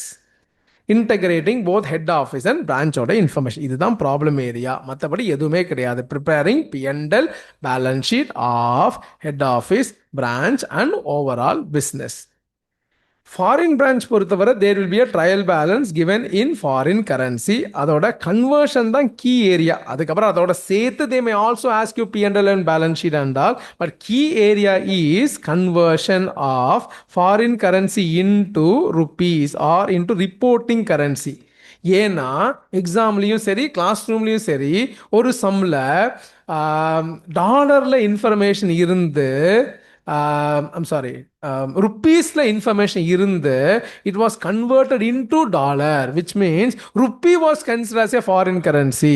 அப்போது பொதுவாக இந்த கன்வர்ஷனில் multiplication 2-3 தடவை practice பண்ணி நேராக எக்ஸாமில் பார்த்தா அது டிவிஷனாக இருந்தது. ஏன்னா rupees to be converted into dollar converted into ருப்பீஸாக இருந்தால் தான் it is multiplication. But when it is rupees convert into டாலராக இருந்தால் அது டிவிஷன். ஆனால் நிறைய பசங்க கண்ணு மூடிட்டு இந்த மாதிரி எக்ஸ்சேஞ்ச் ரேட் இருந்தாலே மல்டிப்ளை பண்ணும் அப்படின்ற மாதிரி ஒரு கான்செப்ட் இருந்தது. அப்போது sometime rupee was consider as a dash currency, foreign currency. ஏன்னா அந்த ஹெட் ஆஃபீஸ் வந்து நியூயார்க்கில் இருந்தது, பிரான்ச் வந்து இந்தியாவில் இருந்தது. அப்போ அந்த பிரான்ச் இந்தியாவில் இருக்கிற பிரான்ச் தான் foreign branch and thereby இந்தியாவில் இருக்கிற ருப்பீஸ் தான் ஃபாரின் கரன்சி அப்படின்னு நம்ம டிரான்ஸ்லேட் பண்ணிட்டு இருந்தோம். அந்த மாதிரி யூ ஷுட் பி நோயிங். இதான் ப்ராப்ளம் ஏரியா அப்படின்னு ஃபர்ஸ்ட். பிரான்ச்சில் என்னென்ன ப்ராப்ளம் ஏரியா இருக்குன்னா டிபெண்டன்ட் பிரான்ச் ரிலேட்டடாக 4 ப்ராப்ளம் ஏரியா. இண்டிபெண்டன்ட் பிரான்ச் ரிலேட்டடாக அந்த பிரான்ச்சோட ஃபைனல் அக்கௌண்ட்ஸ் ப்ரிப்பரேஷன் சரி, அதே மாதிரி சர்டன் ஜேர்னல் என்ட்ரிஸ் 2-3 தடவை இதை கேட்டான். அதனால் இதுமே கேட்கறதுக்கான சான்ஸ் ரொம்ப கம்மி. அதுக்கப்புறம் ஃபாரின் பிரான்ச் பொறுத்தவரை they will give you a trial balance in foreign currency by using different exchange rates. 4 exchange rate தான்: ஓப்பனிங், க்ளோசிங், ஆவரேஜ், ஏதாவது சில ஐட்டத்துக்கு ஆக்சுவல் ரேட்ஸ் அப்படின்னு 4 டிஃப்ரெண்ட் ரேட்ஸ். இந்த 4 ரேட்டில் எந்த ரேட்டை யூஸ் பண்ணி to be converting information into reporting currency அப்படின்னு சொல்கிற problem area. Like the let's be very clear. இதோ பிரான்ச் கடல் மாதிரி நடத்தினாங்களே என்ன அப்படின்னு முதல்ல கை கொதுக்கமாக கொண்டு வருவோம். 4 + 2 + 1 7 ப்ராப்ளம் ஏரியா தான். ஆர் ஃபாரின் பிரான்ச்சை 2ஆக கூட பிரிக்கலாம். Because you have integral foreign operation, non-integral foreign operation, which means total 8 different problem types in branch accounts அப்படின்னு நம்ம கைக்குள்ள கொண்டு வருவோம். முதல்ல டிபெண்டன்ட் பிரான்ச்சா இருந்தா ப்ராஃபிட்டை கண்டுபிடிக்க 4 மெத்தட் ஆஃப் அக்கவுண்டிங். இண்டிபெண்டன்ட் பிரான்ச்சா இருந்தா preparing profit and loss account and balance, preparing final accounts, அப்புறம் making journal entries between for the transaction between head office and branch. So problem areas in a branch accounts, you have 2 different type of branch called dependent branch, independent branch. Dependent branch க்கு 4 methods for finding profit or loss. Independent branch are the preparing their final accounts, making certain entries. அவ்வளவுதான். அதுக்கப்புறம் foreign branch ஆந்தா translating அந்த பிரான்ச்சோட trial balance in foreign currency into reporting currency இப்படின்னு மைண்டில் அதை அடக்கமாக கொண்டு வந்துடலாம். இப்போ if it is debtor system, question எப்படி இருக்குன்னா மேபி டெட்டா சிஸ்டம் கேட்பாங்க. இல்லைன்னா prepare branch account or prepare an account to show the profit அப்படின்னு கேட்டால் it is data system, which means we prepare in the books of head office, we prepare branch account. Basically, why is it called debtors? Treating branch as a debtor, which means you will be having money receivable from branch at the opening, amount receivable from the branch at the closing. What is money receivable from branch? Whatever assets which is there with you, அதெல்லாம் எனக்குப்பா. So generally you will have current assets. So you will have branch stock, branch debtors, branch cash balance. If you have any PP அதுவும் எடுத்துப்பேன். உன் கையில் என்ன assets இருக்கோ அது எல்லாமே எனக்கு ரிசீவபிள். அதனால யூ ஆர் மை டெட்டார் அப்படின்னு சொல்றது தான் we call it as dash method, debtor system. அப்போ இந்த மாதிரி you will have whatever available, அதுதான். ஸோ நார்மலாக we are preparing like a debtor account. Next, during the year we would have sent goods. அப்போ அந்த goods sent ஒரு normal debtors visualise பண்ணி பாருங்களேன். டெட்டாஸ் அக்கௌண்ட் விஷுவலைஸ் பண்ணுங்களேன். It is goods sold. அப்போ debtors to sales அந்த மாதிரி தான். Branch to goods sent to branch. அதுவே அவன் ரிட்டர்ன்ஸ் பண்ணிட்டாங்கன்னா obviously by goods sent to branch, which is called returns. Suppose if I am giving some cash to that party, that party to cash. When we say this cash அப்படின்னா, maybe directly we give cash to the branch for meeting the expenses, or we might incur expenses on behalf of the branch. Super. அப்போ either cash அவனுக்கு கொடுத்தாலும் சரி, இல்ல on behalf of branch கொடுத்தாலும் சரி, it will be to cash. அதே மாதிரி branch will be giving us cash. அப்போ it will be by cash. It is called remittances. In the debtor system, we will not be recording any transaction happening between debtors with any other parties. Because the debtor, one transaction, will be accounting. So we used to explain this in two different forms. It is a single entry model, closing capital, add drawings, etc. and all. So basic debtors method concept name treating branch like our debtors. Debtors, whatever you have is fully mine, it is receivable அப்படின்னு இந்த 6 item தான் இருக்கும். Opening balance, closing balance, goods sent, goods returns, cash sent, cash remittance அப்படின்னு 6 item தான் அந்த data system.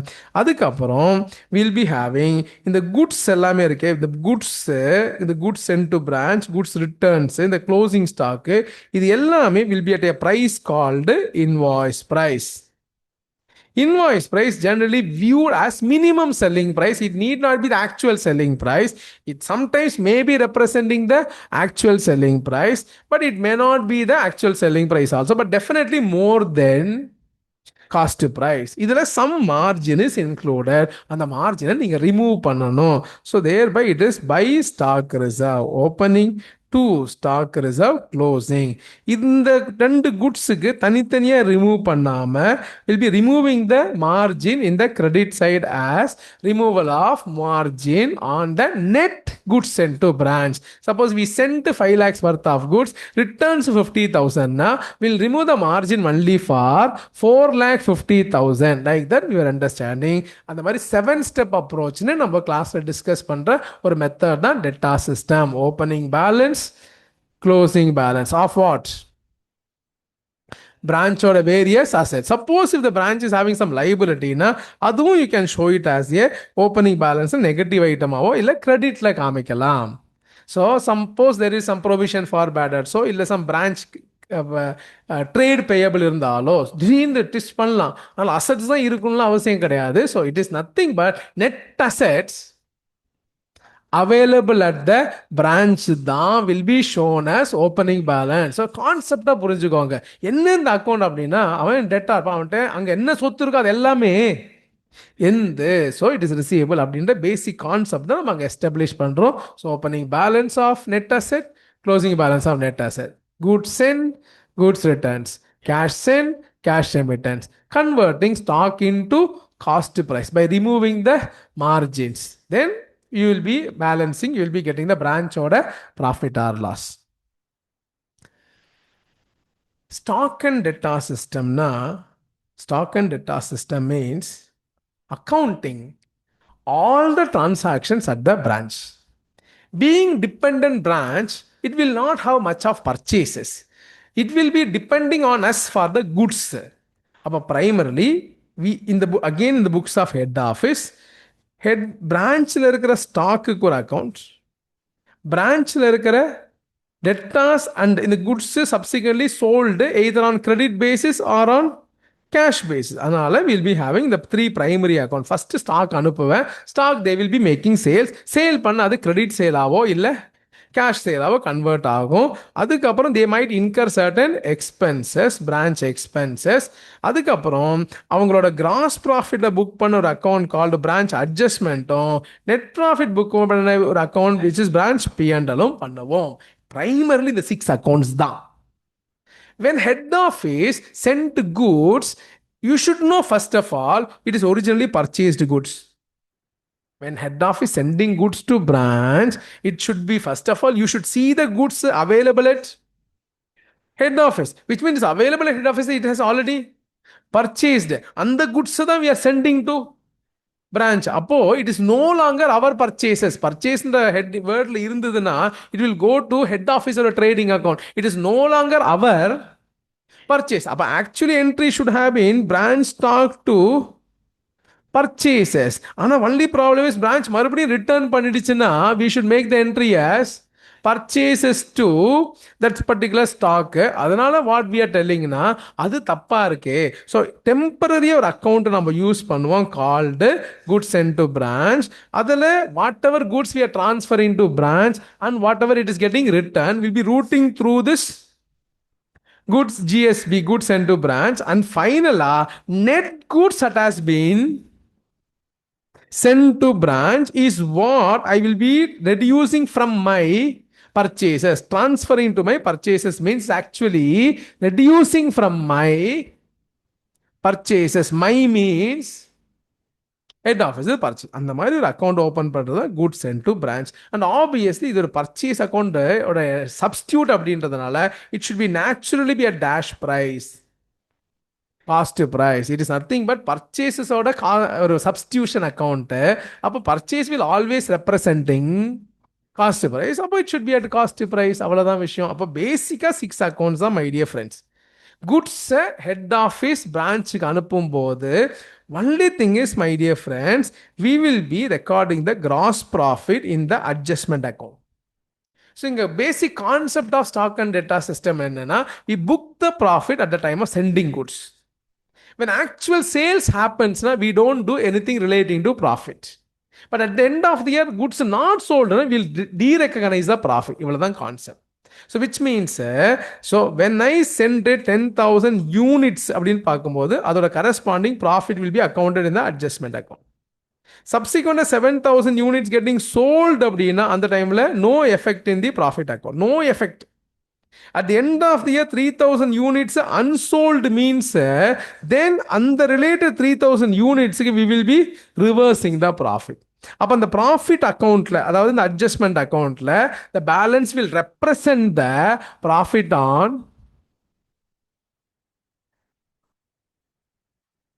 அந்த அட்ஜஸ்ட்மெண்ட்ல இருக்கிற balance will represent profit on sold goods. நான் 10,000 யூனிட்ஸுக்கான ப்ராஃபிட்டை இனிஷியலாக ரெக்கக்னைஸ் பண்ணுறேன். அப்புறம் 7,000 யூனிட் சேல் ஆகுது. அப்போ no effect in the profit account. Later on 3,000 unit sale ஆகலை. அப்போ அந்த ப்ராஃபிட்டை நான் ரிவர்ஸ் பண்ணுறேன் in the profit account. Profit reverse பண்ணனா அந்த அக்கௌண்ட். அப்போ அந்த ப்ராஃபிட் அக்கௌண்ட் அப்படின்னா ப்ராஃபிட் அக்கௌண்ட்னா அட்ஜஸ்ட்மெண்ட் அக்கௌண்ட். அந்த அட்ஜஸ்ட்மெண்ட் அக்கௌண்ட் இருக்கிற balance will represent profit on goods sold, which is nothing but the gross profit, which will be transferred to branch P&L. அதுக்கப்புறம் the branch P&L you would have recorded various branch expenses. அதை you transfer to branch P&L. You will be getting net profit. இவ்வளவுதான் basic concept. Stock and data system. மற்றபடி இந்த stock கேஷ்ல என்னெல்லாம் வரும்னா, whatever cash received by branch will come in the debit, whatever cash paid by the branch will be coming in the credit, whatever debtors is like a normal debtors account, sales, credit like sales return, cash received, all those things like a normal debtors, normal cash account will be presenting branch debtors and branch cash account. Though இனிஷியலாக அந்த டாபிக்கை teach பண்ணும்போது என்னமோ புதுசாக ஃபாரின்லேருந்து import பண்ண entries மாதிரி ஒரு 10-20 entries படிப்போம். அந்த மாதிரிலாம் கிடையாது. சாதாரணமாக டெட்டாஸ் அக்கௌண்ட், கேஷ் அக்கௌண்ட் போடுறோம். ஸ்டாக் அப்படின்றது என்ன, பிரான்ச் ஸ்டாக்ன்றது என்ன.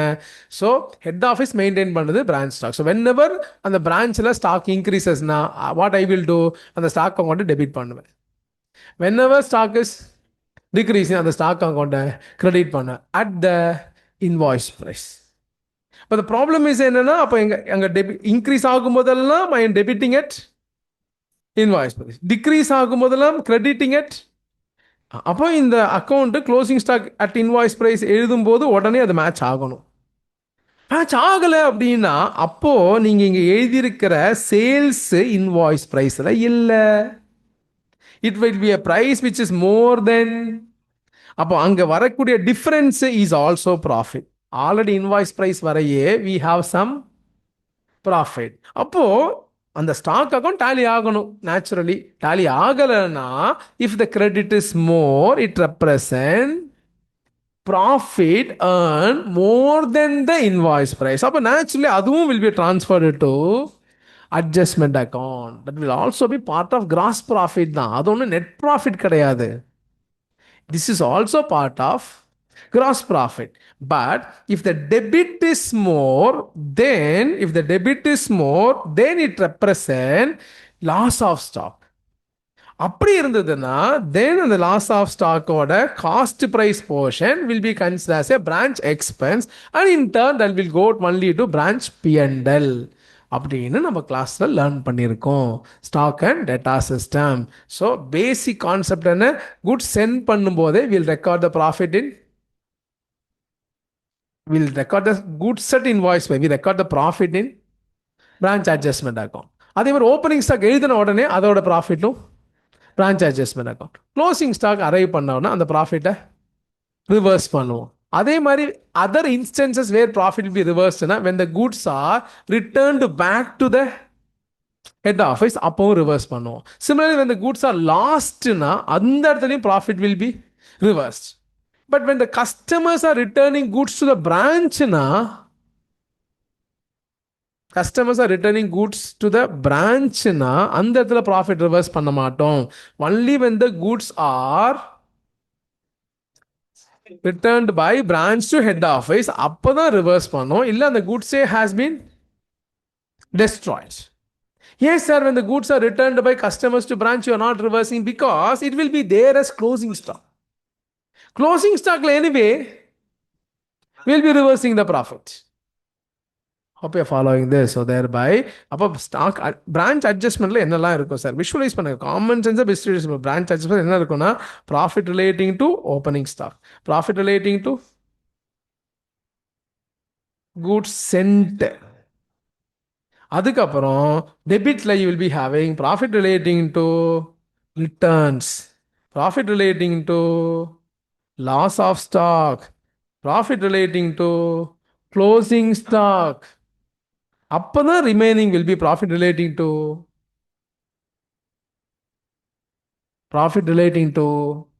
goods sold. Profit related to goods sold. Naturally profit related to goods sold. இது profit on opening stock, இது profit on goods sent. இதுதான் total profit on goods available with the branch. அதில் இவ்வளோ profit earn பண்ண முடியாது, இது earn பண்ணல. So balance is nothing but profit on goods sold which is transferred to branch P&L. அங்க you will be having branch expenses, you will be having net profit. அப்படின்னு பேசிக்கான problem area ஒரு சம்ம stock and data சிஸ்டத்தையும் solve பண்ணி பாருங்க. Final accounts மெத்தட்னா very simple. Prepare branch trading and profit and loss account, recognizing normal opening stock, purchases, sales, closing stock. Only thing is everything should be at actual cost to price. Sales alone will be at sale wise. You will be having gross profit. You will have gross profit, various branch expenses. You will be having net profit. This is the final accounts method. Understood. இப்போதைக்கு you need not be worried, unnecessarily worried about wholesale price, retail price என்றால் பேசிக்காக wholesale price, retail price அப்படின்னா என்னன்னா see head office அக்கௌண்ட்டே பண்ணினாலும் so profit of the பிரான்ச்சை ரெண்டாக பிரிக்கிறோம். Some portion of the profit is attributable to head ஆஃபீஸும் some portion of the profit attributable to branch, which means 100 rupees I transfer to you for 110, you sell for 125. அப்போ what we understand அப்படின்னா அந்த 10 rupees profit இங்கே overall profit என்ன 25.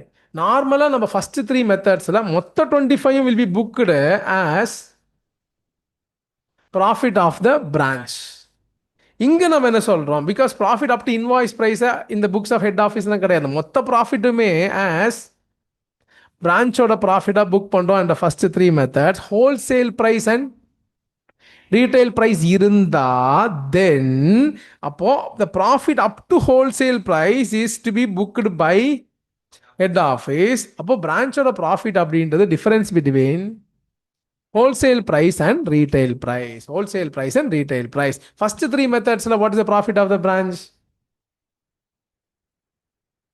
Selling price minus cost price. Selling price minus cost, not invoice price.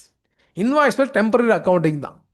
Selling price minus cost price மொத்த ப்ராஃபிட்டுமே பிரான்ச்சோட profit. மொத்த ப்ராஃபிட்டும் பிரான்ச்சில் ப்ராஃபிட், ஹெட் ஆஃபீஸில் குட்ஸ் ட்ரான்ஸ்ஃபர் பண்ணதுக்கு ப்ராஃபிட்டே கிடையாது. அண்டர்ஸ்டுடா? But if it is wholesale price retail price கான்செப்ட்னா தென் ஹோல்சேல் ப்ரைஸ் வர இருக்கிறது ஹெட் ஆஃபீஸோட ப்ராஃபிட்டும், wholesale price retail price difference தான் பிரான்ச்சோட ப்ராஃபிட் அப்படின்ற கான்செப்டை பேஸ் பண்ணி இருக்கிறது. ஸோ அது பேஸ் பண்ணி இப்போ அன்னசரியாக வரீடாக வேண்டாம் my dear friends. So independent branch problem, when you solve independent branch, I will tell you my dear friends, many students know whenever they take this problem, and ஒரு particular problem இருக்கு, head office branch total அப்படின்னு போடுற ஒரு problem இருக்கு. Because of that they would have got like, ஐயோ பயங்கரமான difficult problem அப்படின்ட்டு. Basically what you're doing is head office order normal trading account, you will have opening stock, purchases, sales and closing stock. Branch order இதே மாதிரி பேசிக்கான trading account. So you prepare and make the posting like normal item ID friend, opening stock, purchases, sales and closing stock. Transfer made by head office to branch is an income for head office, expense for branch. It is neither income nor expense for the overall business. இதை மைண்டில் வச்சுக்கோங்க. அப்போ goods sent to branch, head office இன்கமாக வரும், பிரான்ச்சில் இல்லை, டோட்டலியும் இல்லை.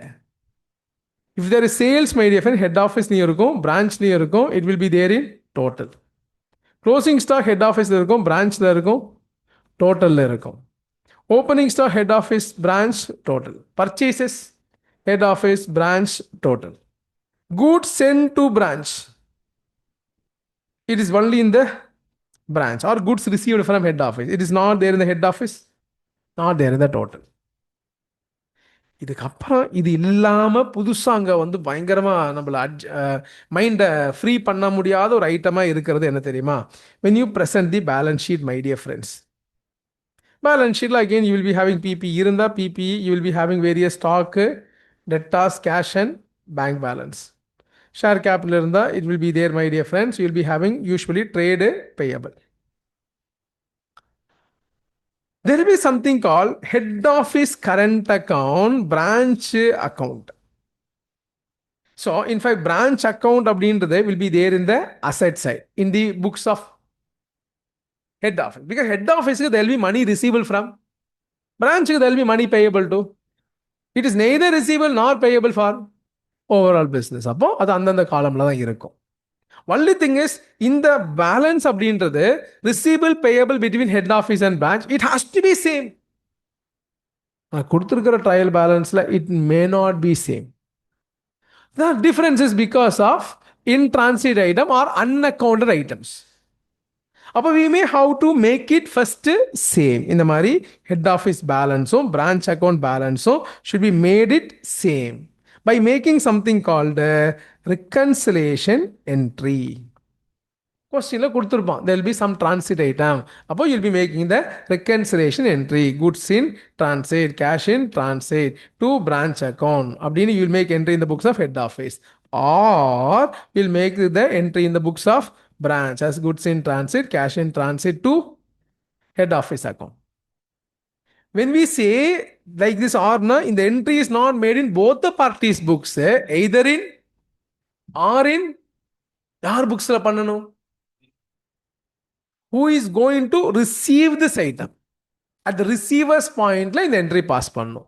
Which means if it is a difference because of head office send goods yet to be received by branch na branch books லையும்.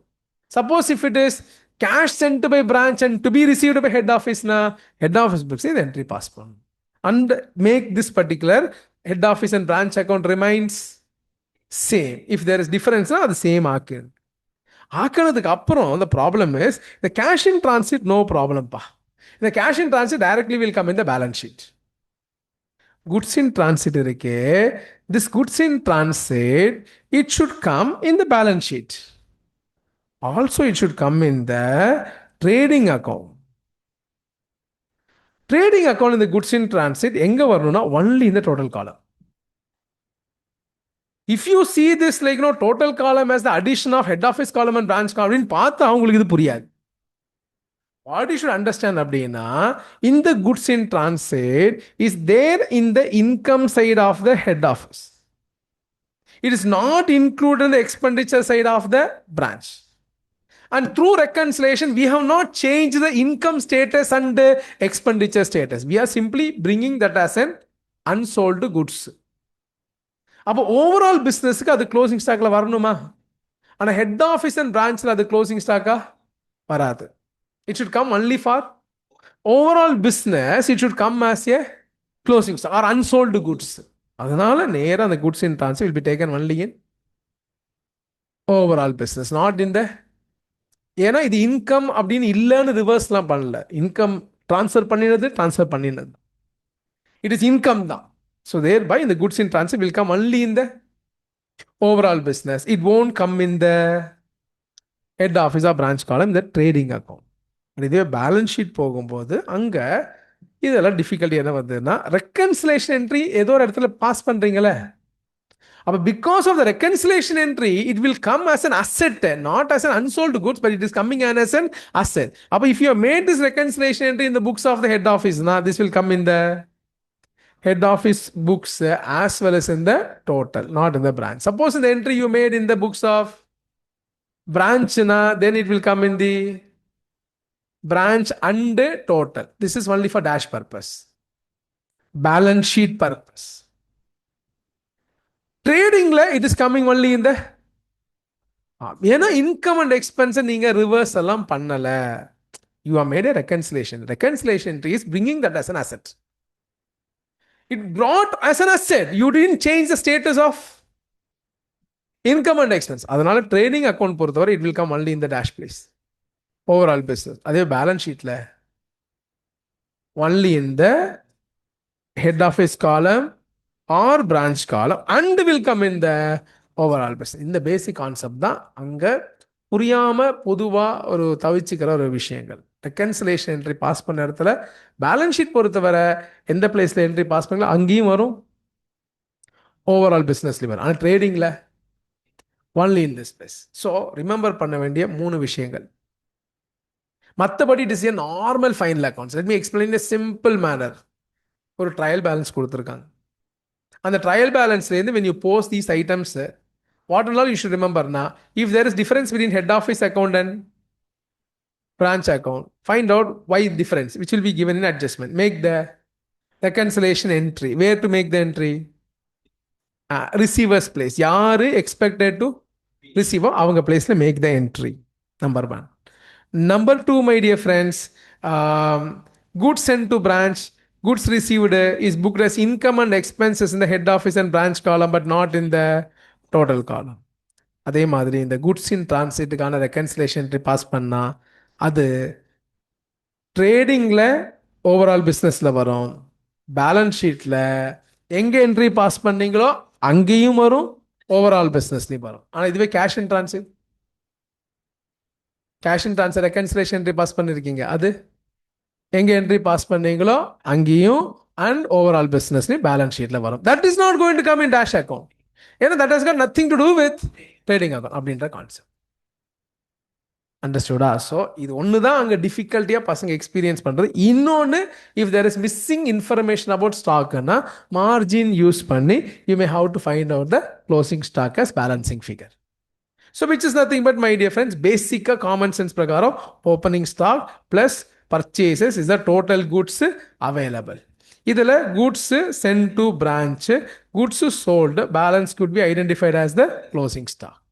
Only thing is, இதெல்லாம் at a cost price இருந்ததுன்னா கொஸ்டின்ல this is an invoice price, first convert this into cost price. இது sale price இருந்ததுன்னா convert into cost price. Automatically you will have closing stock at a cost price. அந்த மாதிரி you may have to find out. இவ்வளோ டிஃபிகல்ட்டாக வராது, வந்ததுன்னா இவ்வளோ தான் maximum அப்படின்னு சொல்கிறோம். ஒரு அட்டெம்ப்டாவது நம்மளால் பண்ண முடியணும் அப்படின்னு சொல்கிறோம். எதுவுமே ஐயோ நான் படித்ததே கிடையாது அப்படின்ற மாதிரி இருக்கக்கூடாது. That's all. And now come to the foreign branch problem, my dear friends. எப்பவுமே ஃபாரின் பிரான்ச் பொறுத்தவரை there will be a trial balance. Imagine டாலர்லேயே இருக்குன்னு வச்சுப்போம். There will be debit and credit. You will have various assets, various liabilities. You are having capital.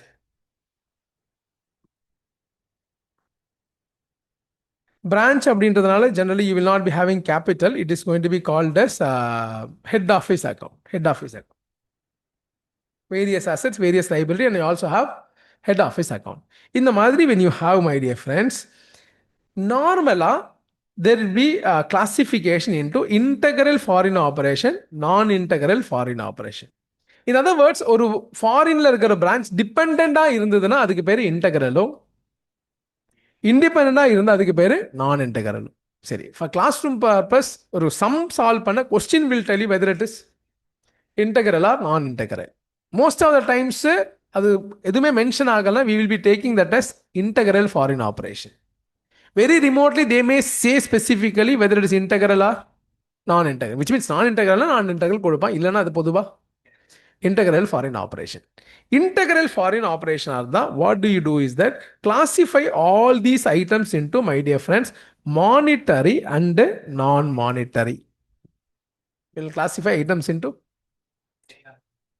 monetary items. Na enna? What do you mean by monetary items? Monetary items na it is money. First of all, money na currencies, which means foreign currency, money. Other assets and liability, money. First of all, money fixed la, money, cash in hand, cash at bank, அது first monetary item. அது இல்லாத assets and liability, that is what we call as other assets and liability, that are expressed in fixed, determinable, receivable and payables. Fixed, receivable, fixed, payable express பண்ற items we call it as monetary item. Monetary item fixed, receivable, fixed, payable. First, cash in hand, cash at bank, in foreign currency.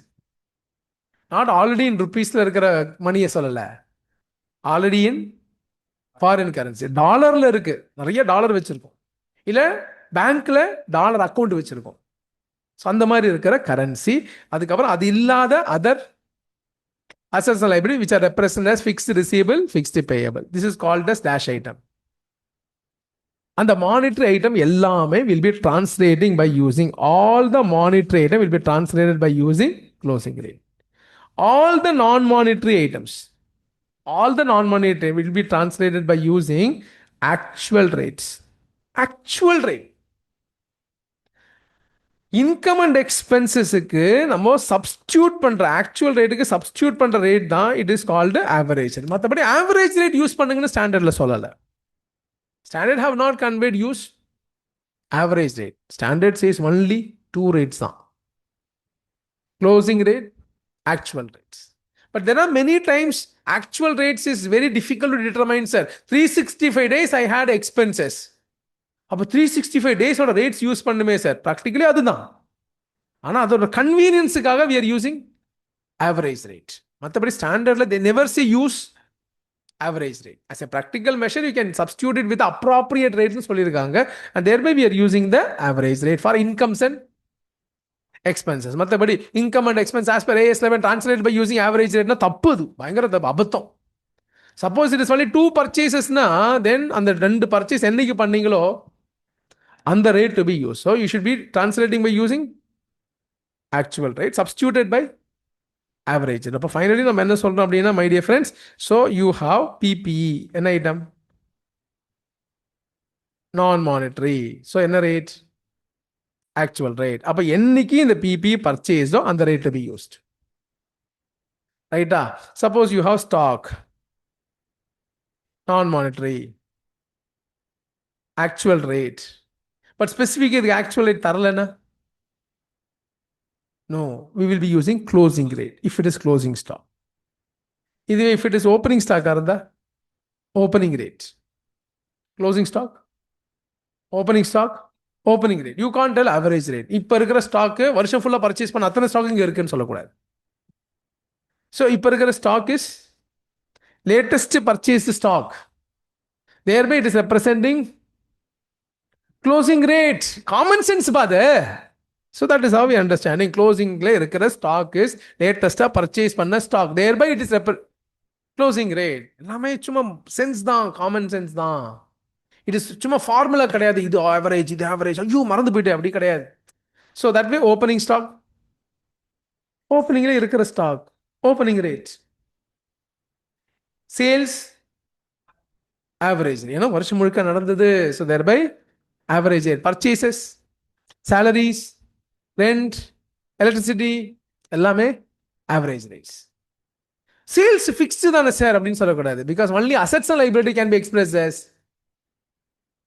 monetary items. Incomes and expenses are not monetary item. All incomes, all expenses are non-monetary item. Non-monetary does not mean that moneyல express பண்ணாது கிடையாது.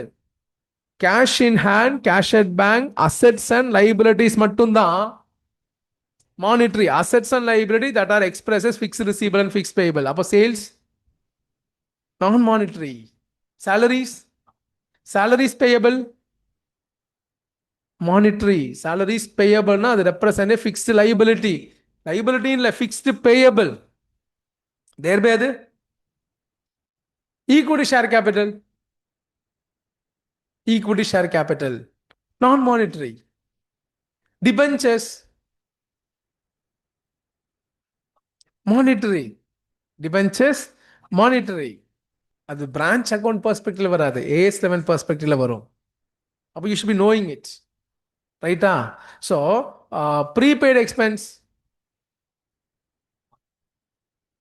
non-monetary. Prepaid expense is not fixed receivable. You don't have a right to receive cash from the prepaid insurance. You should have a right to receive fixed cash. You should have an obligation to pay fixed cash. அதுதான் monetary items. Understood? மற்றபடி all incomes and all expenses non-monetary. So cash in hand, cash at bank, about all these monetary items will be translated by using closing rate. Non-monetary items actual rate. It can be substituted by appropriate rate, which could be average, which could be opening, which could be closing. Which means actual rate என்னன்னு தரலன்னா நான் என்னோட common sense use பண்ணி appropriate use பண்ணும். அது ஓப்பனிங்காக இருக்கலாம், க்ளோசிங்காக இருக்கலாம், ஆவரேஜாக இருக்கலாம். அப்போ டிரான்ஸ்லேட் பண்ணுங்க. ஸோ ஒரு tallied trial balance you translated by using different rates. இப்போ அது ருப்பீஸில் you'll be having debit and credit. அப்போது அதை டோட்டல் எடுங்க. You'll be finding some difference here. இந்த டிஃப்ரென்ஸை வந்து recognised as exchange gain or loss in profit and loss. ஒரு tally trial balance in dollar different ரேட்டை யூஸ் பண்ணி டிரான்ஸ்லேட் பண்ணினா definitely you will be having difference, and the difference will be recognized as exchange gain or loss in profit and loss. இதுவே if it is non-integral foreign operation, அது என்ன? அதே மாதிரி இன்னொரு விஷயம் என்ன understand பண்ணிக்கணும்னா, there may be something called like head office account அப்படின்னு இருக்கு, which is dash item. மானிட்டரியா non-monetary? It is non-monetary. It is representing non-monetary. It is not a fixed obligation and all. It is like form a type of equity, capital of the branch. So thereby it is type of equity. So thereby it is dash item. Non-monetary என்ன rate? Actual. ஆனால் இதோட actual என்ன அப்படின்னா, இதோட corresponding value will be there in the books of head office. branchல foreign currency இருக்கிறது, இதோட corresponding value will be there in the. அதே மாதிரி there will be an item called goods received from head office அப்படின்னு ஒரு amount இருக்கும், which is nothing but purchases. இது டாலர்ல இருக்கு. அதே மாதிரி இதோட corresponding value will be there in the head office. அங்க இருந்து பிக் பண்ணி எழுதணும். அங்க you should not be using average rates. Goods ரிசீவ்டுன்னு யூ ஷுட் நாட் சே எக்ஸ்பென்ஸ்னா ஆவரேஜ் அப்படின்லாம் எடுத்துக்கூடாது. It should be actual, and actual is available. அந்த ரேட் எடுத்துக்கணும். எப்போவுமே monetary items closing rate, non-monetary item actual rate. So an actual rate can be substituted by appropriate if it is not available, like opening rate, closing rate, average அப்படின்னு concept. அப்போ my dear friends, what we understanding is that suppose we have non-integral foreign operation, அங்க நம்ம பிரிக்க போறது என்னன்னா balance sheet items, all assets, all liabilities. SOPL items, incomes and expenses. All the balance sheet assets and liabilities, my dear friends, will be translated by using closing rates. All the income and expenses will be translated by using actual rate, which is substituted by average rate. Appropriate rate, it could be opening, closing, or average rate. There will be something called like head office account, my dear friends. Head office account அப்படின்றது closing rate கிடையாது. அது balance sheet நம்ம பார்க்குறது equity component. அது will be translated by using actual, whose corresponding value will be there in the books of head office. அப்போ இதே மாதிரி non integral of foreign operation translate பண்ணிட்டு there will be difference, my dear friends. இந்த டிஃபரன்ஸுக்கு பேர் foreign currency translation reserve, which will not be taken to PNL, which will be shown in the balance sheet as reserves and surplus. Remember பண்ணுங்க, ஒரு சம்மாவது foreign பிரான்ச்லேயே solve பண்ணுங்க. ஏன்னா வந்தால் அழகாக தட்டலாம். ஃபாரின் பிரான்ச் வந்தால் டிஃபிகல்ட்டே கிடையாது, ரொம்ப நேரம் எடுத்துக்கிற மாதிரி இருக்குமே தவிர ஈஸியாக தட்டலாம். ஒன்லி திங் இஸ் செக் பண்ணிக்கோங்க, அது டாலர் டு ருப்பீஸா, ருப்பீஸ் டு டாலரா. ருப்பீஸ் டு டாலரா இருந்தால் டிவிஷன் பண்ணணும். டாலர் டு ருப்பீஸாக இருந்தால் தான் மல்டிப்ளை பண்ணணும். அண்டர்ஸ்டுடா? So it is like this, my dear friends. Branch இந்தியாவில் இருக்கு and they are giving information as some 10 lakhs rupees, 10 lakhs rupees, and they are giving like $1 is equal to rupees 50 அப்படின்னா, அப்போ நீங்க டாலருக்கு டிரான்ஸ்லேட் பண்ணும்போது 10 lakhs divided by rupees 50, not into rupees 50. இதுவே dollar converting into ருப்பியா இருந்தா அது multiplication. இதை ஞாபகம் வச்சுக்கோங்க, ரைட்டா? மற்றபடி பிரான்ச்சில் எதுவும் கிடையாது. பிரான்ச் டாப்பிக்கு நீங்கள் சால்வ் பண்ணுங்கள். ரொம்ப நேரம் நம்ம இங்கே இருக்கிற பசங்க இது பண்ணுறதுனாலையும், நீங்களும் அதே மாதிரி ஓவராக ஒரு கவனிக்கிற மோடில் இருக்கிறதுனாலையும் ஒரு 10 மினிட்ஸ் மட்டும் நீங்கள் பிரேக் எடுத்துக்கோங்க. 10 மினிட்ஸ் பிரேக், ரைட்டாக? 10 மினிட்ஸ் பிரேக்குக்கு அப்புறம் நம்ம அடுத்த டாபிக்ஸோ இல்லை அக்கௌண்டிங் ஸ்டாண்டர்ட்ஸோ இது பண்ணலாம். ஓகே,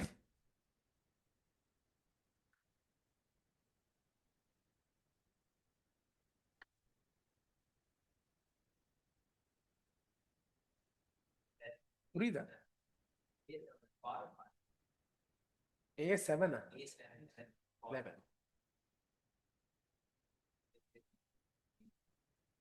சொல்லாமே.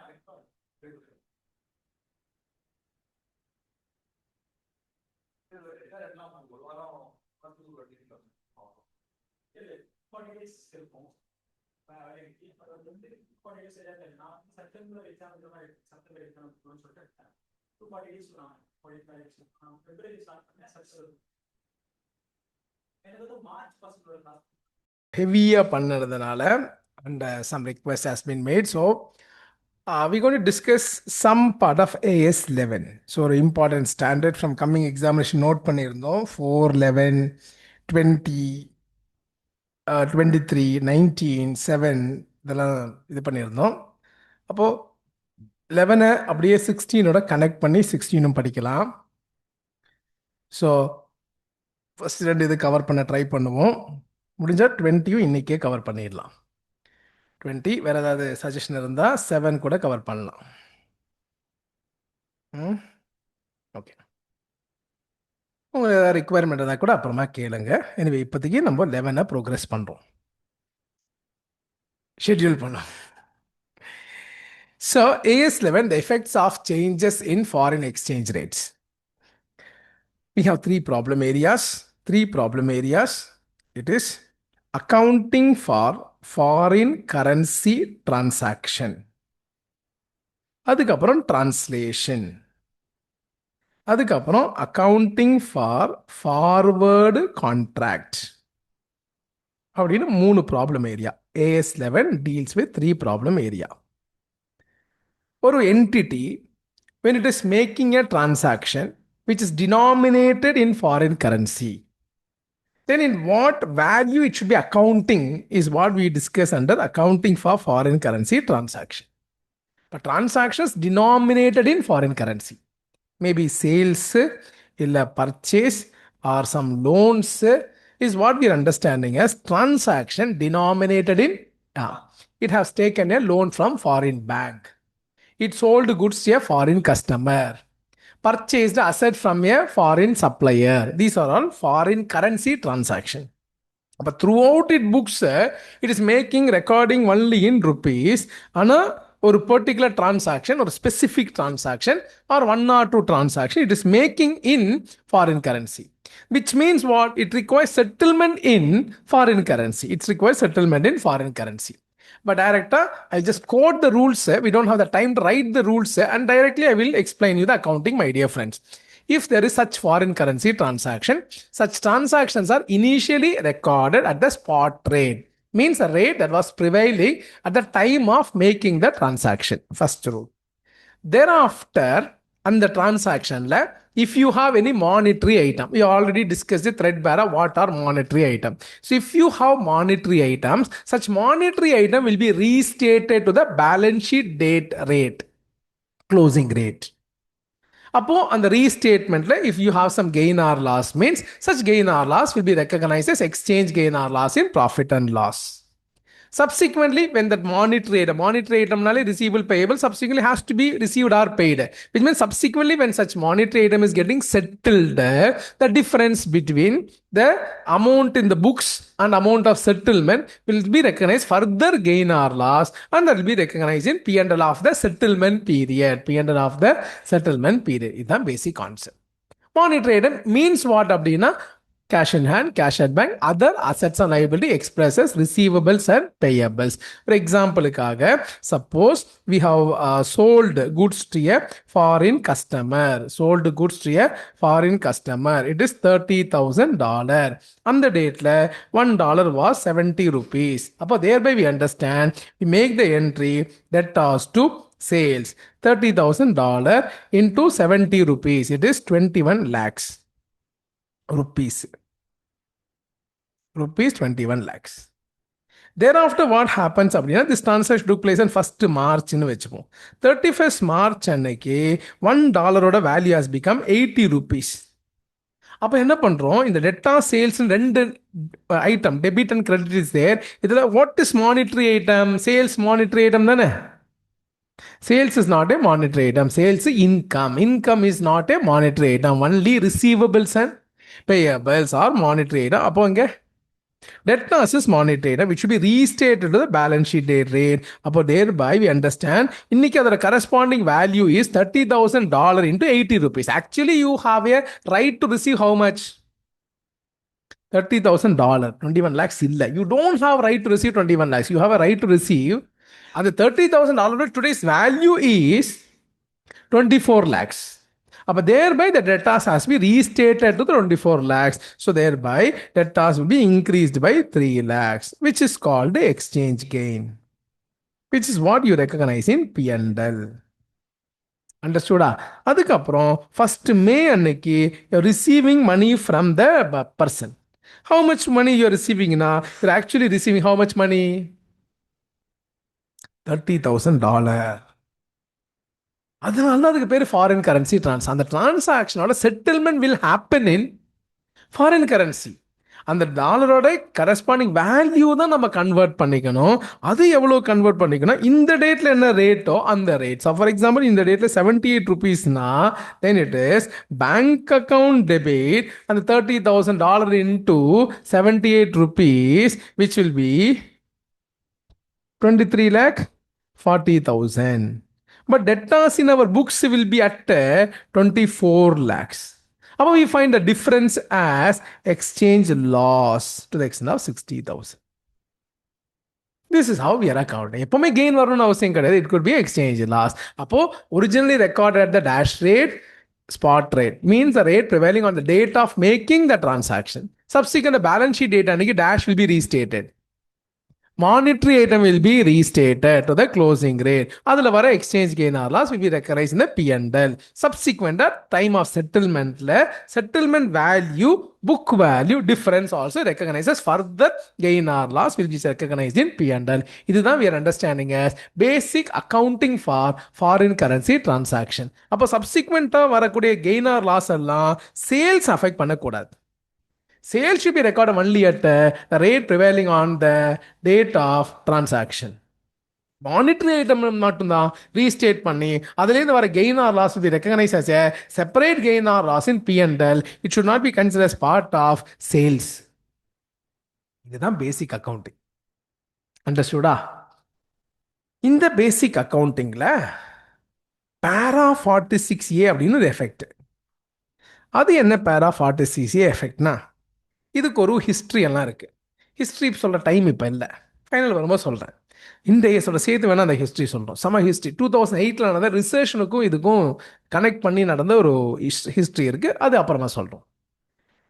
இப்போது we understand my dear friends, para 46A என்ன சொல்கிறதுன்னா, மானிட்ரி ஐட்டம்லேருந்து வர gain or loss naturally should go to what P&L account.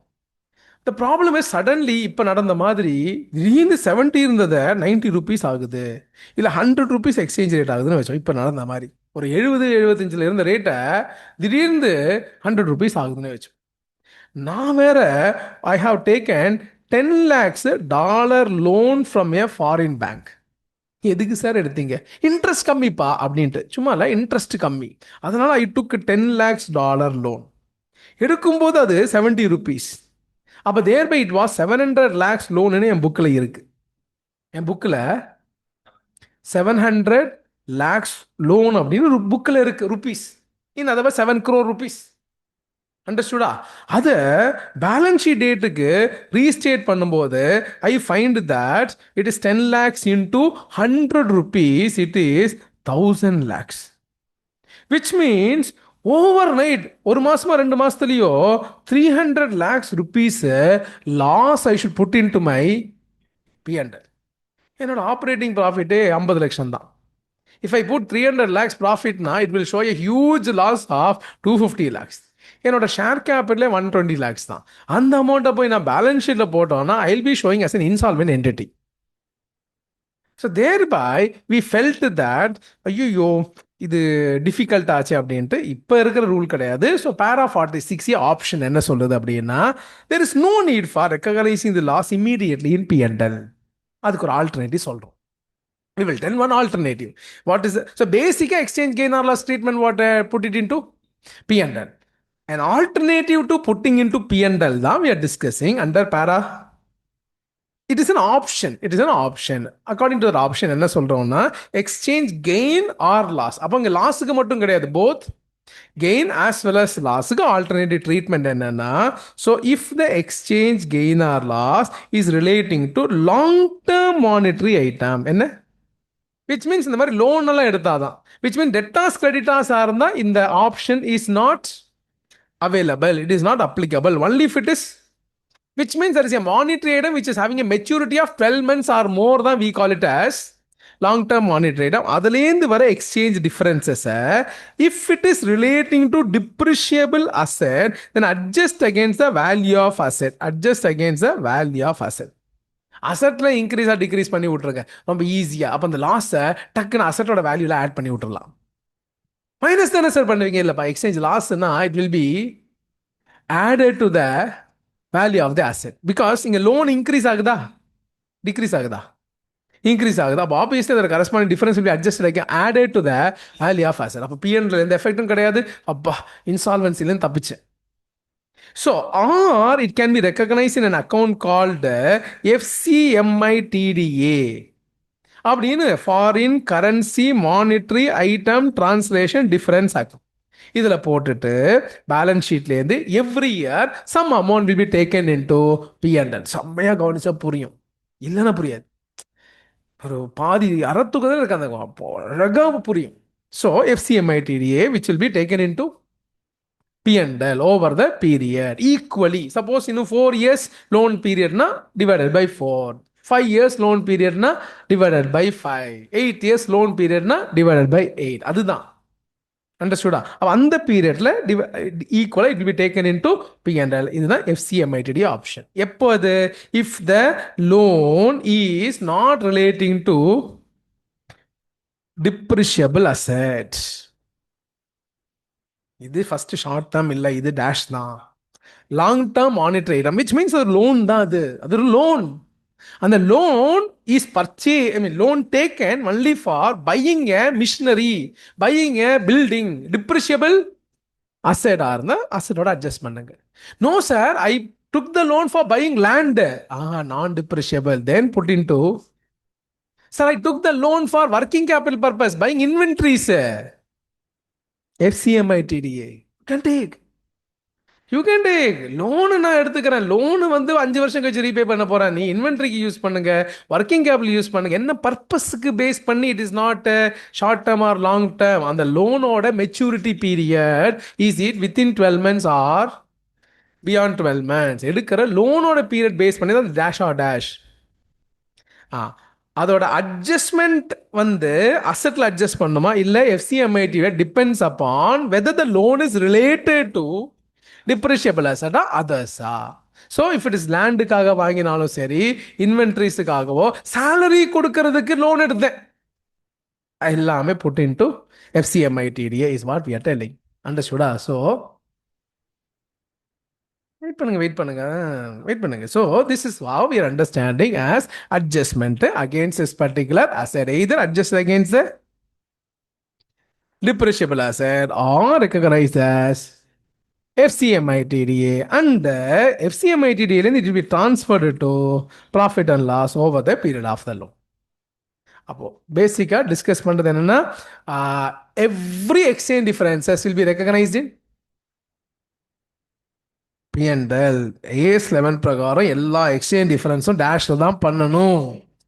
ஆனால் பேரா 46A ஆப்ஷன் எக்ஸசைஸ் பண்ண, it is not that long term மானிட்டரேட்னு இப்படி பண்ணுமா சார், அப்படி கிடையாதுப்பா. இஃப் த ஆப்ஷன் கொடுத்த ஆப்ஷன் எக்ஸசைஸ் பண்ணீங்கன்னா இப்படி பண்ணலாம். மற்றபடி பேசிக் ட்ரீட்மெண்ட் ஷார்ட் டேர்மோ லாங் டேர்மோ டிப்ரிஷியபிள் அசெட்டோ அதர்வைஸோ நீ exchange gain or loss P&L. But if the para of wait பண்ணுப்பா, இஃப் த பேர் ஆஃப் நீங்கள் இதில் இருக்கீங்க, நான் இப்போ என்னோட ஃப்ளோ அஃபெக்ட் பண்ணாதீங்க. If the para of 46A option is exercise, then if it is relating to long-term monetary item and then relating to depreciable asset, then adjust against the value of asset. If it is not related to depreciable asset, put into FCMITD. FCMITDA will obviously come in the balance sheet liability side as part of reserves and surplus as a positive item or a negative item, and it will be taken to P&L over the period. சொல்லுங்க. ஃப்ளோவில் வரும். Okay, so பேசிக்காக treatment எங்கே காமிக்கணும் அப்படின்னு கிடையாது, treatment. So அது எங்கே பேலன்ஸ் ஷீட்டில் வருதா, பேலன்ஸ் ஷீட் வருது, பேலன்ஸ் ஷீட் வரல அப்படின்னு கிடையாது. பேசிக்காக ஒரு ப்ராப்ளம் சால்வ் பண்ணுறதுக்கான விஷயத்தை டிஸ்கஸ் பண்ணிட்டு இருக்கோம். Shall we? So this is how we are understanding basic accounting for foreign currency transaction.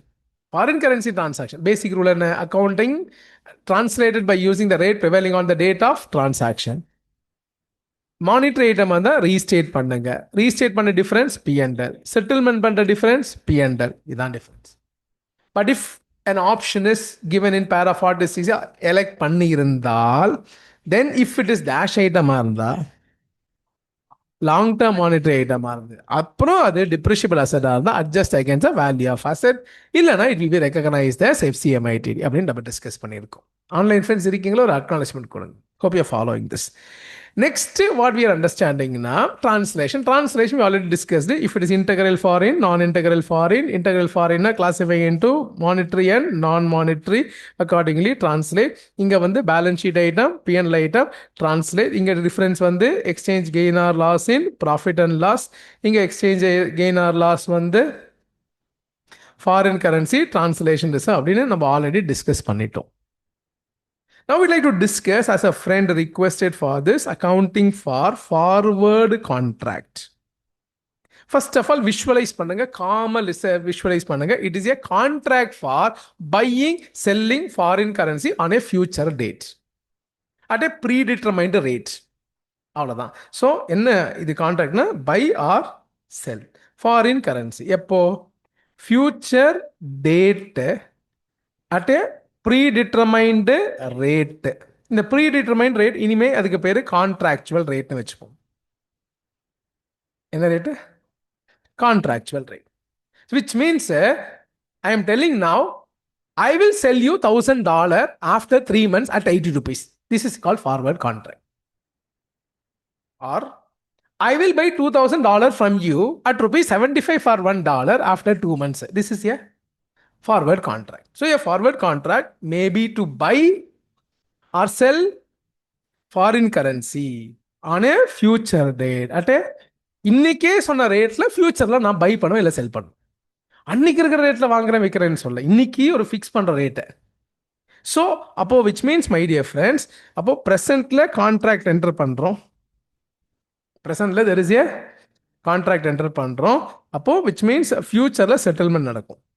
ஃபியூச்சர்ல செட்டில்மெண்ட் நடக்கும். செட்டில்மெண்ட் நடக்கும்னா which means will buy that currency, sell the currency. அந்த கான்ட்ராக்ட்ல என்ன சொன்னோமோ அது பண்ணுவோம். ஸோ கரண்ட்ல கான்ட்ராக்ட் என்டர் பண்றோம், ஃபியூச்சர்ல செட்டில்மெண்ட் பண்ணுவோம். செட்டில்மெண்ட் பண்ணுவோம்னா அந்த என்ன சொன்னோமோ அதை பண்ணுவோம். கரன்சி வாங்குறோமோ விற்கிறோமோ அப்படின்ட்டு. அண்டர்ஸ்டுடா?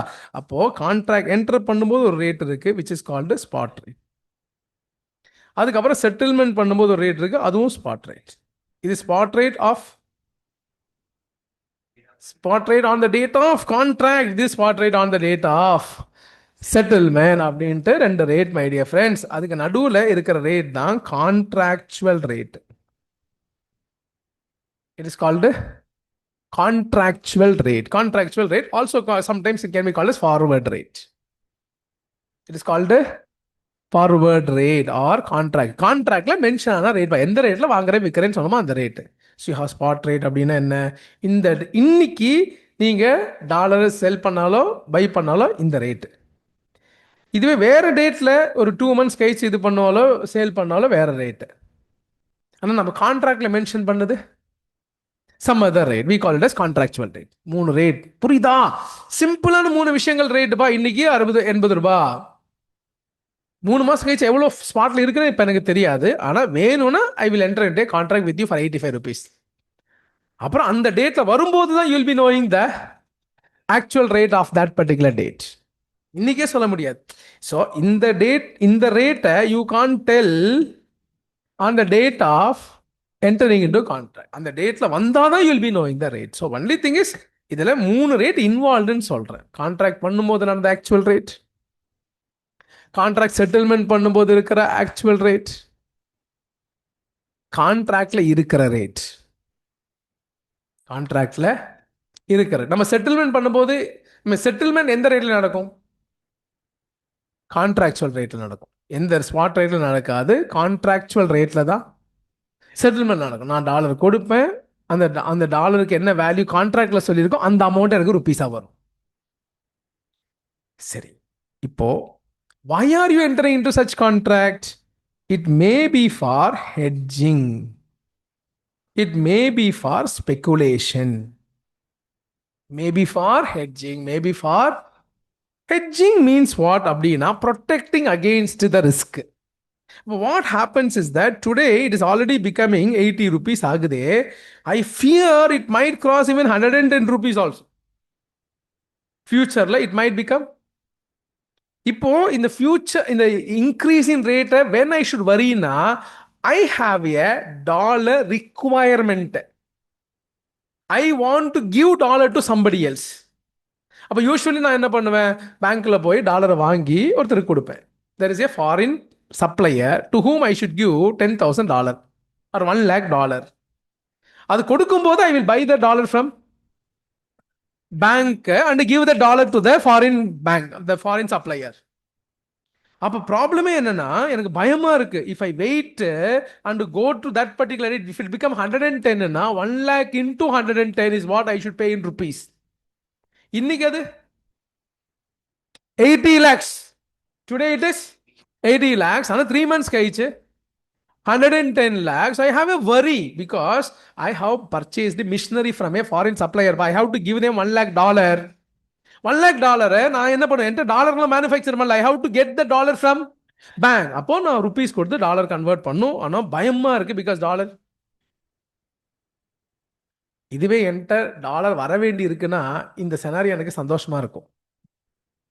இஃப் ஐ ஹாவ் டாலர் ரிசீவபிள்னா then this scenario is so happy for me because today if I get $1 lakh from the customer, I will get only 80 lakhs. 3 months கழிச்சு வந்தா it will be 110 lakhs. செம்ம gain வரப்போகுது அப்படின்ட்டு. So இதுவே dollar decrease ஆகுதுன்னா, dollar rate is keep on டிக்ரீஸிங்னா, then if I have dollar receivable I have a fear. So it all depends upon whether I have a dollar receivable requirement or dollar payable requirement, and accordingly I have a worry about future. And the worry about future is about some losses. No, and the losses are arrest பண்றதுக்கு if I take a counter action தான் we call it as hedging. Counter action தான். In other words, if I have a dollar payable, today I will enter into a contract to buy dollar at a predetermined. Suppose bank சொல்றாங்க இன்னைக்கே contract enter பண்றாங்க, we will offer you at a 90 rupees. Abba, even if it is becoming 110, I need to pay only 90 lakhs and get that எவ்வளோ dollar, $1 lakh, and give that $1 lakh to the supplier. அவ்வளோதான் முடிஞ்சு போச்சு. I need to pay only 90 lakhs. I need to pay only 90 lakhs. But today I find it is how much? 80. Future there is a chance it can go up to. அதனால I enter into a contract to buy dollar for 90 rupees, which is there in the contract. கரெக்டா? நான் என்ன எதிர்பார்க்கிறேன், there I will be having a gain of 20. எப்படி? ஃபியூச்சர்ல if it became 110, I need to pay only 90 lakhs. ஆனால் அது ஒரு assumed gain தான். ரியல் கெயின் லாஸ்ன்னு பார்த்தா இன்னைக்கு it is how much? 80 rupees. Even though it is 80 rupees, I am entering into a contract to buy for. அப்போ அந்த contract enter பண்ணும்போது I find there is a loss of 10 lakhs. There is a loss of 10 lakhs. In the loss, my dear friends, if it is relating to dash இருந்ததுன்னா, hedging இருந்ததுன்னா, then what we are telling is that this loss should be attributable to the period of contract. And this loss is nothing but the difference between the spot rate and the contractual rate. The dash and dash rate. Which means, on the 3 months end, whether this becomes 140 rupees or 200 rupees, இது என்ன அஃபெக்டே பண்ணாது. ஏன்னா நான் 90 lakhs கொடுப்பேன். I will get $1 lakh. I will give that $1 lakh. Which means subsequent change in price doesn't affect me. And affect பண்றதுல இன்னைக்கு இருக்கிற rate 80 rupees தானே இருந்தாலும் I am offering at 90 rupees. அதுதான் என்னோட loss. So the difference between spot rate on the date of contract and contractual rate will be recognized as loss and sometimes could be gain and will be recognized over the period of the contract if it is hedging contract. If it is, suppose it is speculative contract. Suppose it is, I don't have dollar receivable at all. I mean, I don't have dollar payable at all. I don't have dollar payable. I don't have dollar payable. எனக்கு எந்த foreign currency டிரான்சாக்ஷனும் இல்லை. சும்மா ஃபியூச்சரில் the dollar value become like this னு ஒரு predict பண்ணி I am entering into a contract. I am entering into a, so I am entering into a contract to buy for rupees 90. I am entering into a contract to buy for rupees because I am anticipating the price will be 110. இப்போ என்ன ஆகும், ஃபியூச்சரில் change ஆகிற price எல்லாம் என்ன பாதிக்கும். 110 ஆகுது அப்படின்னா which means so I can buy for 90 because contract enter பண்ணிருக்க. I can buy for 90 sharper pa. I can buy for 90 and I can sell in the market for, இதுவே மார்க்கெட் இது 70 ஆச்சுன்னா still I have to buy for and I have to sell for. அப்போ மார்க்கெட்டில் என்னென்ன நடக்குதோ அதை என்ன பயங்கரமாக பாதிக்கும். அப்போ இங்கே என்னோட கெயின் ஆர் லாஸ் எது அப்படின்னா difference between contractual rate and the rate that prevails at the time of settlement. And that will be recognized as gain or loss in the period of settlement, not over the contract period. Understood? Apo, if it is for, then the difference between spot rate on the date of entering into contract and contractual rate is my gain or loss. சப்சிக்வெண்டாக இருக்கிற rate என்ன பாதிக்கவே பாதிக்காது. என்ன வேணா ஆகட்டும் மார்க்கெட்டில் 300 நான் பயப்பட மாட்டேன். I will give 90 lakhs, I will get $1 lakh, I will give to the supplier. அவ்வளோதான் முடிஞ்சு போச்சு. அது என்ன வேணா ஆகட்டும், 300 ஆகட்டும், 20 rupees ஆகட்டும், எனக்கு ஒன்றுமே கிடையாது. அண்டர்ஸ்டூடா? அப்போ இஃப் இட் இஸ் ஹெட்ஜிங்காக இருந்ததுன்னா difference between spot rate on the date of contract and contractual rate will be recognized as gain or loss. We call it as option discount or premium. Gain or loss over the period of contract. Suppose in the period of contract is spreading between 1st February 2025 to 1st May 2025 அப்படின்னு வச்சா, then up to 31st March we find that it is 2 months. இங்க வந்து 1 month. அப்போ அந்த total gain or loss 2 months for the year 24-25 1 month for the year 25-26 பிரிக்கணும். But if it is for speculation இருந்தா, then the gain or loss not between the spot rate on the date of contract, it is the difference between the contractual rate and spot rate prevailing at the time of settlement, and that will be booked as gain or loss in the period of settlement. அவ்வளோதான் விஷயம். இதுதான் hedging, இதுதான் speculation. Hope you understood. With that, we are putting an end to AS11. AS11, the effects of changes in foreign. 3 problem area. Accounting for, அதில் basic rule என்ன? All the transaction be recorded at the spot rate. Monetary item should be translated using closing rate. Difference will be recognise as gain or loss in P&L. Settlement பண்ணும்போது further gain or loss வரும். Recognises gain or loss the settlement period. Every gain or loss only இந்த P&L, whether it is short term, long term, whether it is related to depreciable asset, non-depreciable, anything for that matter, every gain or loss normally comes in the P&L except when para 46A option exercise. Para 46A option exercise பண்ணிருந்தா, then if the exchange gain or loss relating to long-term monetary item and that relates to depreciable asset, adjust against the value of asset. If it is not relating to depreciable asset, put into FCMITDA. Thereafter take it to P&L over the period of the monetary item, long term monetary item அப்படின்னு நம்ம discuss பண்ணினோம். அதுக்கப்புறம் translation, integral, non integral, integral, monetary, non monetary, non integral இருந்தால் P&L balance sheet item, translation rules, இன்டெகரலில் exchange differences in P&L, non இன்டெகரலில் exchange differences FCTR. Forward contract, hedging, speculation. ஹெட்ஜிங்கில் spot ரேட்டுக்கும் contractual ரேட்டுக்கும் difference over the period of the கான்ட்ராக்டும். Speculation ஆகுதுன்னா contractual ரேட்டும் spot rate at the time of settlement டிஃப்ரென்ஸை gain or loss at the settlement period அப்படின்னு ஃபுல்லாக அந்த பீரியடில் புக் பண்ணி. இவ்வளோ தான் விஷயம். AS11 முடிச்சிட்டோமா? Online friends, are you all following AS16?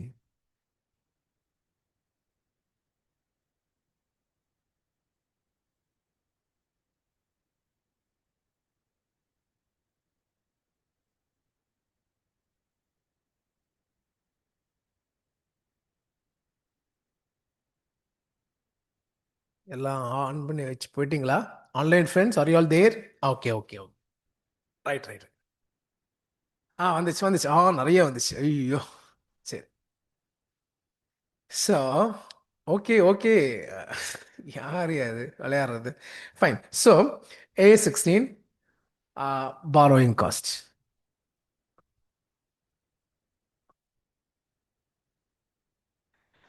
Borrowing cost, accounting for borrowing cost, we understand borrowing cost will be capitalized, borrowing cost will be expensed.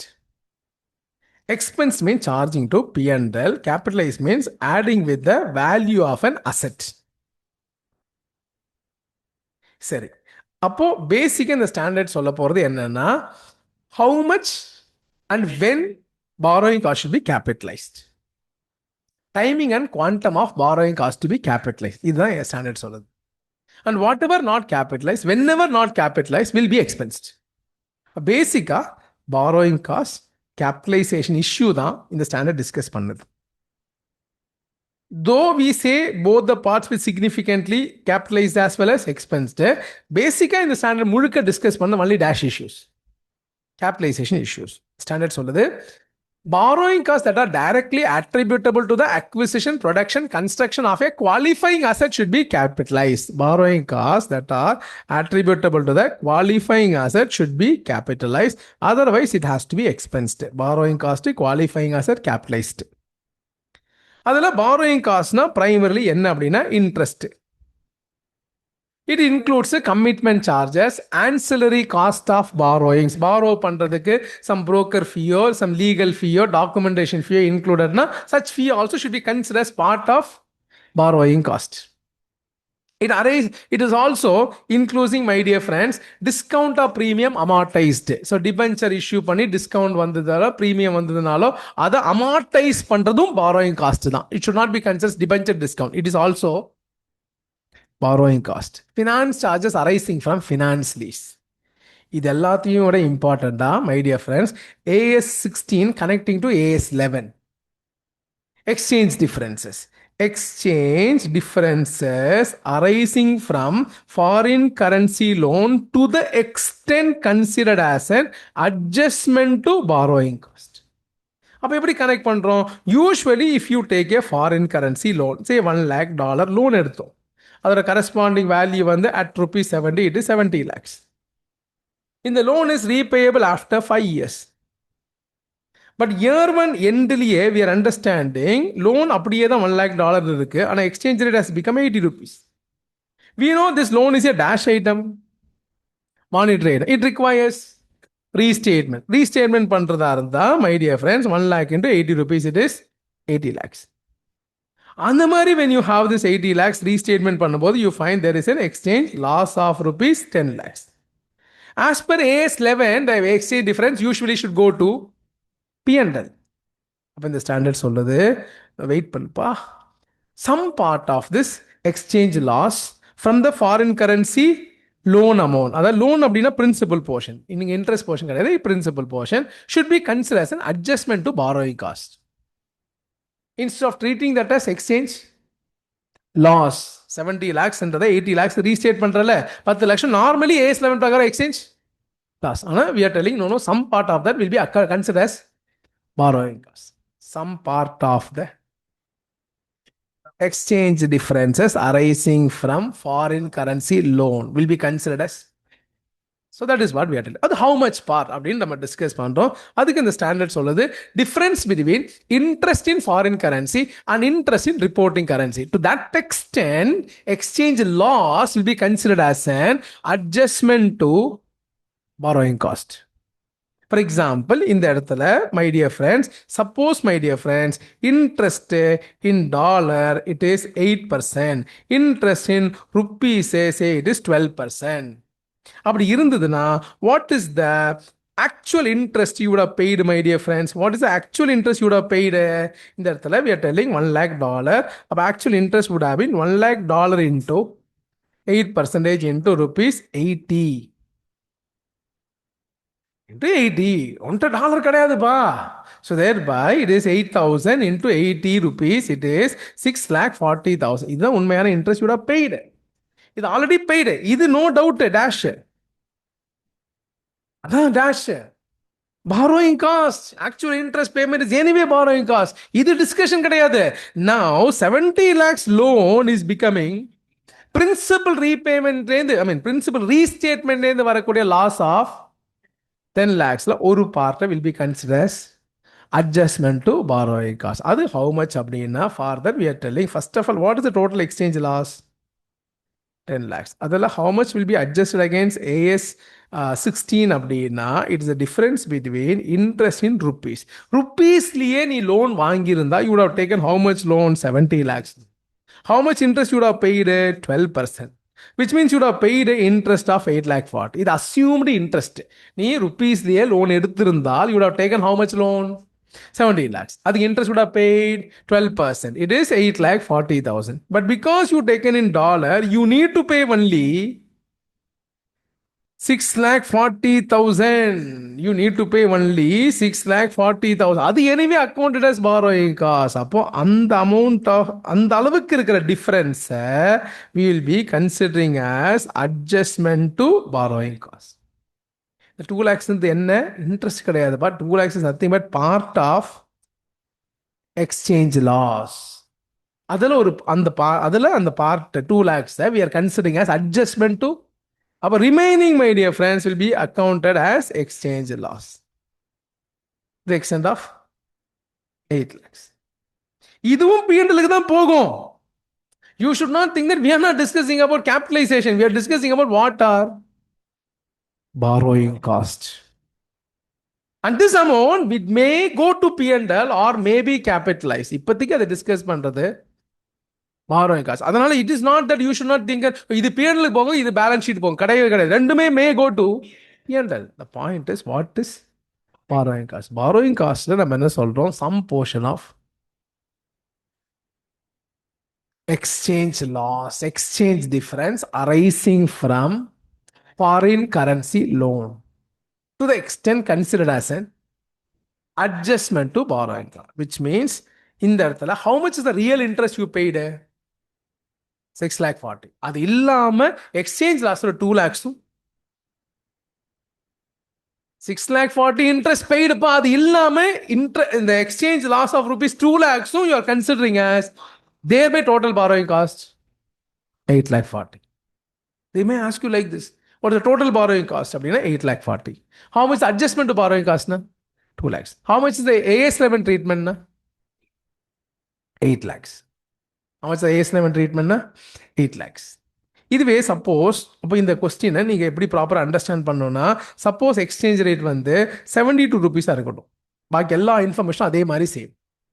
அப்போ tell me how much is the adjustment, how much is the total borrowing cost, how much is the adjustment to borrowing cost, how much is the total borrowing cost, what is the accounting as per AS11 அப்படின்னு 3 கொஸ்டினை கேட்குறாங்க. Exchange rate 72 rupees. Original என்ன exchange rate? 70 rupees. Loan எவ்வளோ? $1 lakh. நல்ல facts எல்லாம் வந்து மைண்டில் அப்படியே நிற்குது. $1 lakh, 8% டாலருக்கும் 12% ருபீஸுக்கும். அப்போது how much the adjustment to borrowing cost? 2 lakh 64.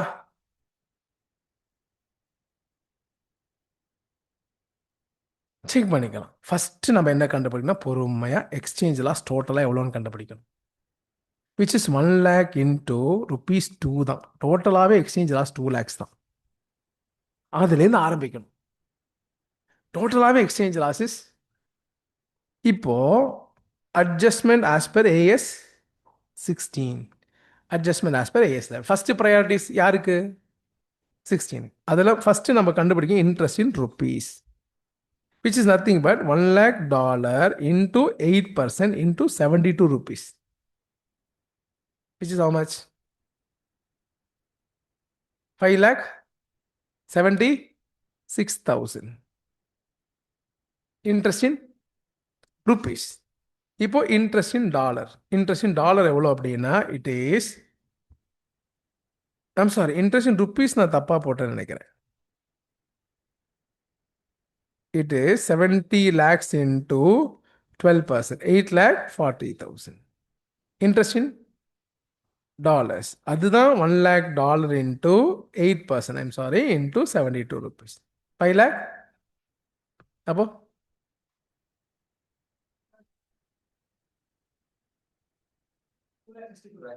$2,64,000.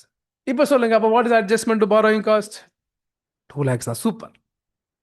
Because we are discussing out of this 2 lakhs how much should be adjusted to borrowing cost. அப்போ this will be restricted to 2 lakhs. You should not be saying 2,61 or 2,64 கிடையாது.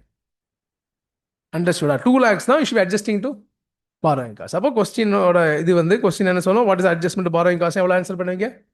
2 lakhs தான். 264 கிடையாது. What is the total borrowing cost? Super. 7,76,000. So because it is not necessary it should match with 8 lakh 40 and all. Actual interest of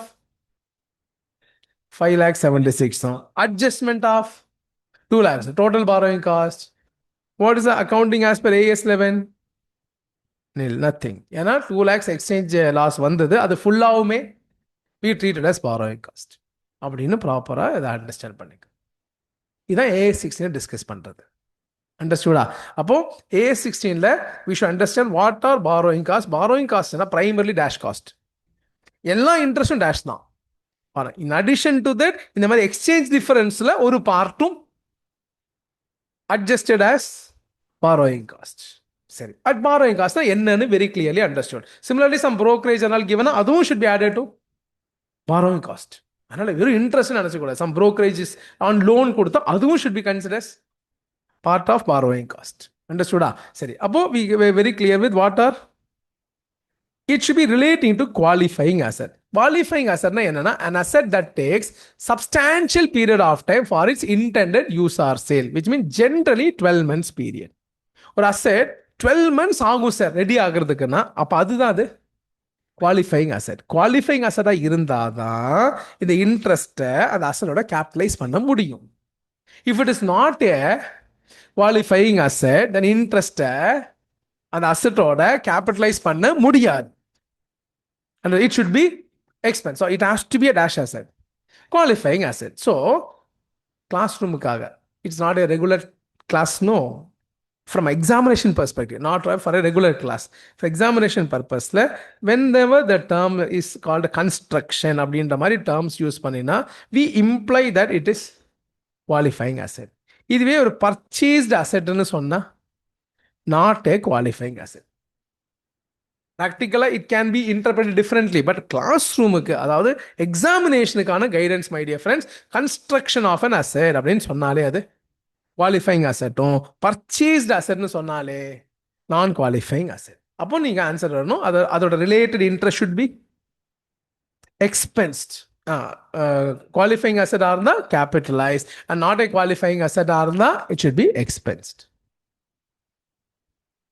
how much அப்படின்னு சொல்கிறதுக்கு problem area என்னென்னா, we classify how much is the borrowing cost to be கேபிட்டலைஸ்டுக்கு we classify the borrowing into two category. It is called specific borrowing, general borrowing. சிம்பிளான knowledge தான், புரிஞ்சுட்டு போனால் செம்மையாக 2 mark அள்ளிட்டு வரலாம். நிறைய தடவை question tested. What is that? Actual borrowing cost incurred. எவ்வளோ இன்கர்டோ அது மைனஸ் டெம்பரரி இன்வெஸ்ட்மெண்ட் இன்கம். நிறைய ஸ்டூடெண்ட் சிம்பிளான ப்ரொவிஷன்ஸ் கூட லேர்ன் பண்ணாமல் போய் மார்க் வாங்குறது இல்லை. அழகாக கொடுத்துருக்கான். 700 lakhs loan, 70 lakhs actual borrowing cost, 7 lakhs is the temporary investment income. Answer should have been 70 minus 763. Subsequent இயரில் அந்த மாதிரி இன்கம் இல்லைன்னா then actual interest will be 70 lakhs. இப்படின்னு அழகாக ஆன்சர் பண்ணி 2 அல்லாம் ஒரு மினிட்ஸில் 2 மார்க்ஸாக எக்ஸாம்பிள் ஆடலாம். அந்த அவேர்னஸ் இல்லைன்னு then it becomes very difficult. Otherwise it is simple. So what is the borrowing cost to be capitalise அப்படின்னா, ஸ்பெசிஃபிக் பாரோயிங்ஸாக இருந்தால் actual borrowing cost incurred minus temporary investment income. But if it is general borrowing arda, then you will not consider such temporary investment income and all. We'll find out something called capitalization rate, which is nothing but weighted average cost of borrowings, which is nothing but total interest divided by total borrowing into 100. For example, you have 200 lakhs loan, 10% interest, 400 lakhs loan, 12% interest, then interest is 20 lakhs, 48 lakhs, total 68 lakhs. So in that case, 68 lakhs divided by 600 lakhs into 100, it is 11.33. In the percentage I will be applying. We will be capitalizing, my dear friends. Understood? So once this particular capitalization rate is found out, we can apply on the amount of what is actually spent. Adala, suppose, my dear friends, question is giving like, no, 1st April, you spent, say, 150 lakhs. 1st July, you spend 240 lakhs. You should know the first spending is generally out of specific borrowing. Suppose there is specific borrowing of 120 lakhs na, அப்போ 120 lakhs வந்து அந்த specific borrowing ஓட இன்ட்ரெஸ்ட்டும் remaining 30 lakhs தான் you should apply 11.33%. மற்ற borrowing you can apply 11.33%. இந்த மாதிரி பேசிக்காக தான் நம்ம அண்டர்ஸ்டாண்ட் பண்ணிக்கிறோம் my dear friends all of you. So அப்போது இதை பேஸ் பண்ணியும் ப்ராப்ளம் சால்வ் பண்ணுங்க. With that we are putting an end to AS 16. We like to take AS 20 earnings per share. எச்சும் இந்த தடவை ஒரு கொஸ்டின் வரும் அப்படின்னு எக்ஸ்பெக்ட் பண்ணுறது, வரலன்னு திட்டாதீங்க. ஸோ மோஸ்ட்லி வரக்கூடிய ஒரு question it is EPS AS 20 earnings per share. Right, அப்போ we'll just focus on the earnings per share calculation. EPS AS 20 EPS அழகா செக்யூர் பண்ணலாம் 5 marks from AS 20 EPS my dear friends. அப்போ 5 அப்படின்னு நம்ம சொன்னாலும் ஒரு 10 minutes 15 minutes எடுத்துப்போம். 5:15 வரையாவது நம்ம மினிமம் போவோம். ஸோ EPS ஆவது மினிமம் கம்ப்ளீட் பண்ணி நம்ம இது பண்ணுவோம். ரைட்டா? So we like to take AS 20 EPS now. Shall we? Online friends, acknowledgement கொடுங்க. Okay.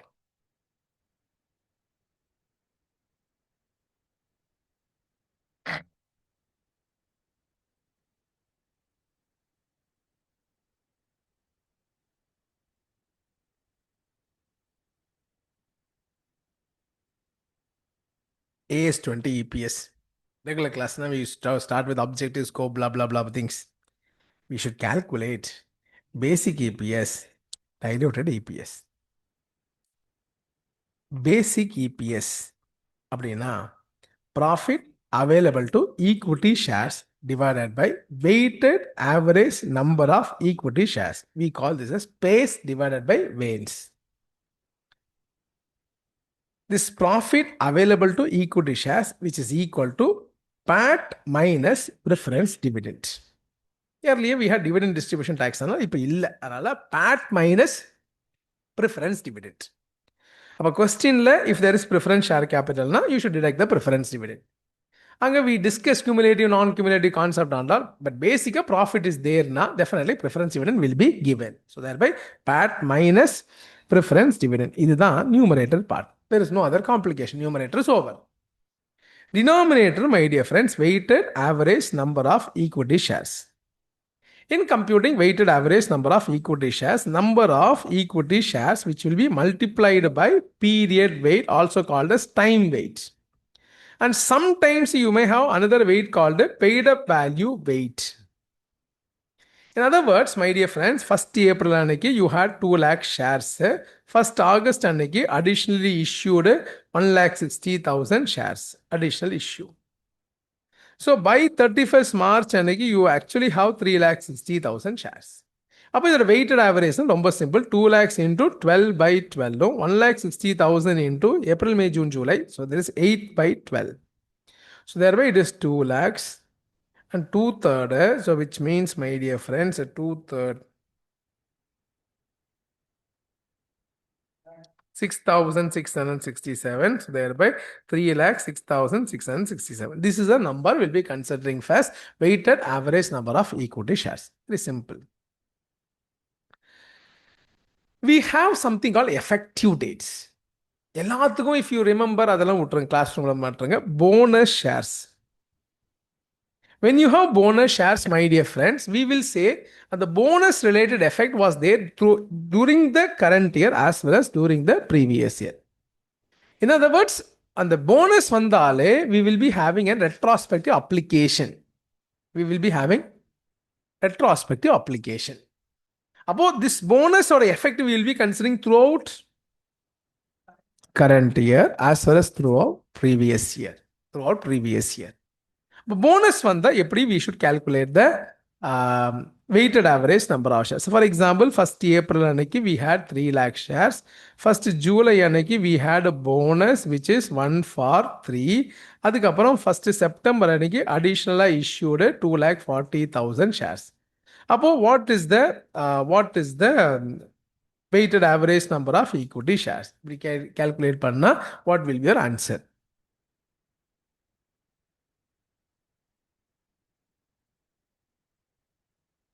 1st April அன்னைக்கு 3 lakhs, 1st July அன்னைக்கு 1 for 3 bonus, 1st September அன்னைக்கு additional issue 2 lakhs, additional issue 2 lakh 40, 2 lakh 40.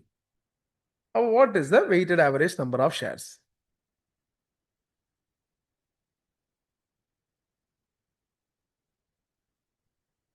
So bonus வந்து எவ்வளோ அப்படின்னா 1 for 3 அப்படின்னா it is 1 lakh shares.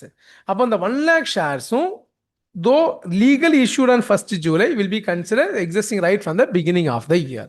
So it becomes so simple, my dear friends. 1st April அன்னைக்கு we had opening. அதே மாதிரி we will also have bonus, my dear friends. அப்போ it is 3 lakhs into 12 by 12, it is 3 lakhs. அதே மாதிரி அந்த போனஸும் will be considered as 12 by 12. So thereby it is 1 lakh.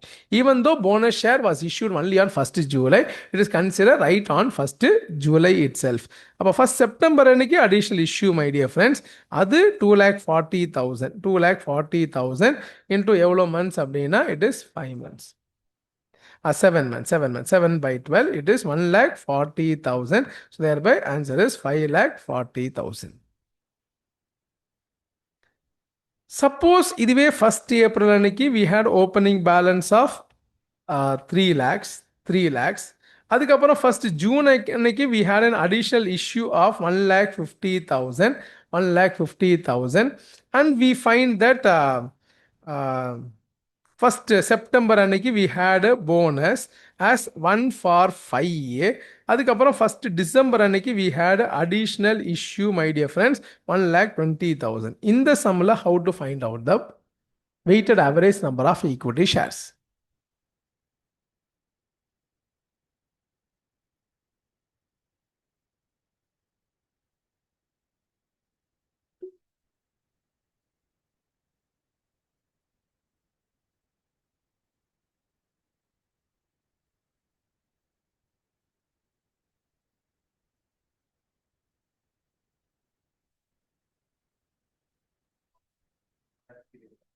Okay, இதில் calculate பண்ணிடுறேன். 1st April அன்னைக்கு we had how much? 3 lakhs. அது into 12 by 12, it is 3 lakhs. இப்போ we have bonus on opening. Bonus on opening, it is 1,50,000 into 1 by 5 into 12 by 12. So which is 30,000. அதுக்கப்புறம் 1st June அன்னைக்கு we had additional issue. Additional issue எவ்வளோ அப்படின்னா we find that 1 lakh தப்பா போட்டிருக்கேன்.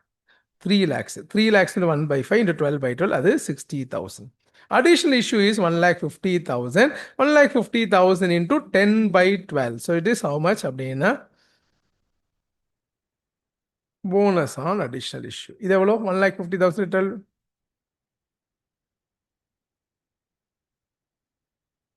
5 by 6. 1,50,000 into 10 by 12. 1,25,000. Bonus on additional issue அப்படின்றது 1,50,000 into 1 by 5 into 10 by 12. 25,000. அதுக்கப்புறம் we had like first December. You had additional issue, which is 1,20,000 into 4 by 12, it is 40,000. அப்போ இந்த சம்மில் நான் என்ன எக்ஸ்பிளைன் பண்ணுறேன்னா, நீங்கள் கிளாஸில் படிச்சிங்களான்னு தெரில, என்ன எக்ஸ்பிளைன் பண்ணுறேன்னா, the bonus is actually relating to 4,50,000 share, which is 1 for 5, it is actually 90,000 share. But we can't tell 90,000 shares are existing throughout the year. Because the bonus is relating to opening balance, bonus is relating to additional shares. And bonus relating to opening shares can be considered outstanding throughout the year, but bonus relating to additional issue can be considered existing only from the date of additional issue. ஏன்னா போனஸ்ன்றது it is in relation to existing share தான். ஒரு share இருந்தால் தான் அதுக்கு dash bonus. அப்போ அந்த share எப்போ வந்ததோ அதுலேருந்து தான் அதோட போனஸும் வந்தது. Bonus is not independent, came separately and also thereby a bonus relating to additional issue is considered as existing only from the date of additional issue. A bonus relating to 3 lakhs 12 months இருந்தது, and a bonus relating to 1,50,000 only existing for 10 months. அப்போ 3 lakhs was existing for 12 months, bonus on 3 lakhs on 12 months. 1,50,000 is existing for 10 months. அப்போ bonus on that additional issue only for 10 months. இந்த 1,20,000க்கு போனஸே கிடையாது. Retrospective effect தான். இதுக்கு பேர் தான் retrospective effect. ஆனா it Gantt exist. போன வருஷம் இல்லைன்னா சொல்ல முடியாது. போன வருஷமும் இருந்தது only in relation to 3 lakhs. போன வருஷத்துக்கு ரெட்ரோஸ்பெக்டிவ் பண்ண மாட்டேலாம் கிடையாது, அதுக்கும் பண்ணுவேன். ஆனா ஒன்லி ஃபார் 3 lakhs. போனஸ் இருந்தது தனியா இருக்கு அப்படின்னு கிடையாது. ரெட்ரோஸ்பெக்டிவ் அப்ளிகேஷன் இல்லைன்னு சொல்லிட்டாங்க, ஸ்டில் ரெட்ரோஸ்பெக்டிவ் அப்ளிகேஷன் தான். But bonus cannot consider as existing without the origin of the shares. அந்த ஷேர்ஸ் ஆரிஜின் ஆன அப்புறம் தான் அது ரிலேட்டட் போனஸ் இஸ் எஃபெக்டிவ். அதனால ரெட்ரோஸ்பெக்டிவ் அப்ளிகேஷனான்னு கேட்டா எஸ். ஆனா it is only in relation to existing shares. That is what we are understanding through this concept. Online friends, hope you are understanding. இது புரிஞ்சாதான் அடுத்த ப்ராப்ளம் ஏரியா, அதுதான் எனக்கு பயமா இருக்கு எக்ஸாம்ல வருமானு, bonus element in rights issue. இது புரிஞ்சா அது புரிஞ்சிடும். அதனால தான் இதை கொஞ்சம் டைம் எடுத்து பண்றோம். we will discuss now bonus element in rights issue. Shall we?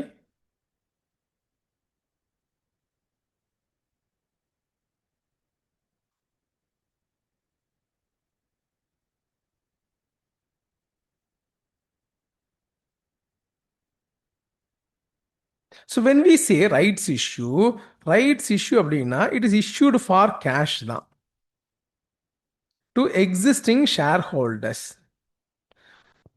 Only thing is அந்த மாதிரி issue for cash பண்ணும்போது sometimes there may be a concession.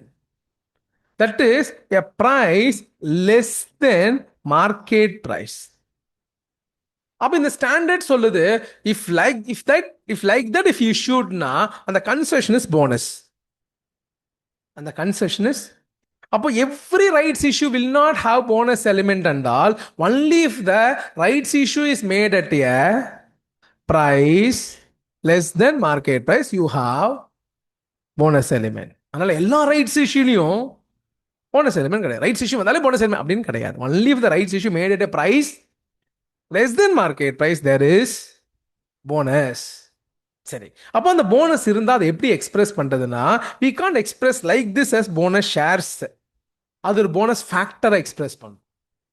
ஏன்னா there is bonus relating to opening sharesம் இருக்கும். பிகாஸ் ஓப்பனிங்ல சம் ஷேர்ஸ் இருக்கும். Suppose 6 lakh shares இருக்கு. அதுக்கப்புறம் first July அன்னைக்கு we are issuing some rights. Rights is made at say 2 lakh shares rights. We are telling in the rights உள்ள there is hidden bonus. It is not rights plus bonus. We are telling rights includes bonus. And that bonus which is included in this rights is attributable to right shares and opening shares. அப்படி connect பண்றோம். And the bonus which is included in the rights is attributable to right shares and opening share. Why is it like that, sir? ஏன்னா in the rights you are getting because you are having existing share. You don't get independent right shares. Only because you are an existing shareholder you are having. அப்ப rights ஓட வரக்கூடிய போனஸும் is attributable to opening shares. And the bonus related to opening share will be existing right from 1st April, but bonus relating to right shares will be existing only from rights day. முதல்ல நம்ம 2 lakhsல ஏதோ 2 part shares இருக்கு. ஒன்னு rights, pure rights. Pure ரைட்ஸ்னா என்னன்னா shares issue for cash, பக்கா cash, பக்கா market price. Market பிரைஸ்ல issue பண்ண சில ஷேர்ஸ் இருக்கு, ஃப்ரீயா கொடுக்குற ஷேர்ஸ் இருக்கு. அப்படின்னு ரெண்டா பிரிக்கிறோம். அதுல ஃப்ரீயா கொடுக்குற share is attributable not only for rights but also applicable for opening. And it is relating to opening, it is existing throughout the year, and relating to rights na existing only from rights day. அதனால அந்த ஷேர்ஸை express பண்ணாம ஒரு ஃபேக்டரை express பண்றோம். அந்த ஃபேக்டருக்கு ஒரு formula express பண்றோம். அந்த ஃபார்முலாவுக்கு லாஜிக்கெல்லாம் இருக்கு, செமையா டிரைவ் பண்ணுவோம். ஆனால் அது நம்ம ஃபைனலில் அப்புறமா பார்த்துக்கலாம். ஸோ இப்போ நம்ம என்ன பண்ணுவோம் அப்படின்னா we will just take the, my dear friends, Just the formula concept. Step number 1. Whenever, because this is a highly important area, my dear friend, from the coming examination perspective, bonus element in rights issue. Janல AS20 வந்துதான்னு கேட்டா வந்தது, but it was computing basic EPS and diluted EPS. அப்போ இந்த bonus element in rights issue base பண்ணி ஒரு basic EPS calculation வரக்கூடிய chance அதிகம். அதனால step number 1 என்னன்னா, compute theoretical ex right price. What is theoretical X right price means? Net worth of the company prior to rights. Actually, it is net worth of the equity owners. Equity owners ஓட சொத்து plus proceeds from rights divided by total number of shares after rights. Suppose இதே example நம்ம continue பண்றோம். அந்த opening shares, right shares வந்து 2 lakhs at ₹50 when the market price is going to be 80. அப்போ present wealth என்ன அப்படின்னா, it is 6 lakhs into ₹80 is the present wealth, plus 2 lakhs into ₹50 is the proceeds, divided by 8 lakh shares, 6 lakh shares plus 2 lakh shares, it is 8 lakh shares. So it is 80 into 6, it is 480 lakhs plus 100 lakhs divided by 8 lakhs, 580 lakhs divided by 8 lakhs, it is 72.5 is the theoretical X right price. Bonus element is equal to fair value prior to rights divided by theoretical X right price. 80 divided by 72.5. இந்த ஃபார்முலாக்கு சம்ம derivation லாஜிக்கலாக இருக்கும், அது அப்புறமா ஃபைனலில். So it is 1.1034. Now we'll use this bonus element in calculation of weighted average number of equity shares. So once again, first theoretical exercise பேசினா என்னன்னா, ரைட்ஸுக்கு முன்னாடி ஷேர் ஹோல்டர்ஸோட வெல்த். ஷேர் ஹோல்டர்ஸ் வெல்த் என்ன? எவ்வளோ shares into market price, number of shares into market price, plus proceeds from rights divided by total number of shares after rights. இதுதான் we understanding as theoretical. Step number 2, bonus element, fair value prior to rights divided by theoretical X right price. So that way we get this. இப்போ using this bonus element we will calculate gains. அதுக்கு முன்னாடி இந்த meaning of this bonus element சொன்னா அது இன்னும் பெட்டரா புரியும். இதோட மீனிங் என்ன தெரியுமா? Every 1 ஷேருக்கு 0.10 bonus. இந்த மீனிங் அண்டர்ஸ்டாண்ட் பண்ண ஈஸியாக கால்குலேட் பண்ணலாம். இங்க 1.1034 மீனிங் என்னன்னா, for every 1 share 0.1034 is bonus. Which means if you multiply any number of shares by 1.1034, which means you are including that share as well as bonus on that share. You will include that share as well as bonus on that share. அதுதான் meaning of 1.1034. Hope your under. அப்போ thereby வேன்ஸ் எப்படி calculate பண்றதுன்னா, opening number of shares multiplied by bonus element into period up to rights by 12 plus total number of shares into remaining period by 12. அப்போ why are you multiplying only bonus element here? Why we are not doing here na? இங்க total number of shares எடுத்துக்கிறோம். You know what do you mean by total number of shares? Opening shares plus right shares. அப்போ why are you not multiplying by bonus element? இல்லப்பா, what do you mean by this bonus concept? Rights includes bonus இல்ல rights plus bonus? Rights includes bonus. But the moment you take opening share and right share, that includes even bonus shares. Only thing is we want to include a bonus element even for the opening shares. அப்போ நீங்க check பண்ணீங்கன்னா 4 category of shares இதுக்குள்ள இருக்கு. கொஞ்சம் லாஜிக்கலா புரிஞ்சுக்க try பண்ணீங்கன்னா என்னென்ன 4 category of ஷேர்ஸ்னா, opening share, bonus on opening share, right share, bonus on right share அப்படின்னு 4 ஷேர்ஸ் இருக்கு. அதில் ஓப்பனிங் ஷேரும் போனஸ் ஆன் ஓப்பனிங்கும் we are considering for entire 12 months. அப்படியா? இல்லையே, you're taking only up to rights தானே. இல்லைப்பா, ரைட்ஸும் எடுத்துக்கிறோம், ரிமைனிங் பீரியடும் எடுத்துக்கிறோம், which means indirectly we are taking 12 months. But the right share and bonus on right share we are taking only for remaining period. இதுதான் concept. எனவே concept புரியுதோ இல்லையோ, this is like a formula my dear friends. So we are understanding opening share multiplied by bonus element into period up to rights by 12. அப்போ இந்த எக்ஸாம்பிள்ல it is 6 lakhs into 1.1034 into நான் period கொடுக்கல. Period is like this my dear friends. கொடுத்துருக்கேன்னு நினைக்கிறேன். 1st April and 1st July. அப்போ into 3 by 12 plus 8 lakhs into 9 by 12. This is how we'll be getting variance. 7,65,510. அதுக்கப்புறம் step number 4 is to calculate EPS. அதுக்கு profit கொடுத்துருப்போம். Profit divide by variance will give you EPS. This is how we'll be calculating EPS for bonus element in rights issue அப்படின்னு நம்ம calculate பண்ணுறோம். இது ஒரு important area. Pass examination கொஸ்டினை solve பண்ணி பார்த்துருங்க.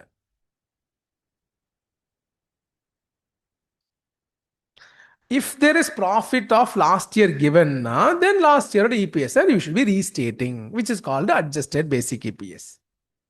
Because primarily இது என்ன அப்படின்னா, இந்த வருஷமும் இருக்கு, போன வருஷமும் இருந்தது, போனஸ் எஃபெக்ட் மட்டும்.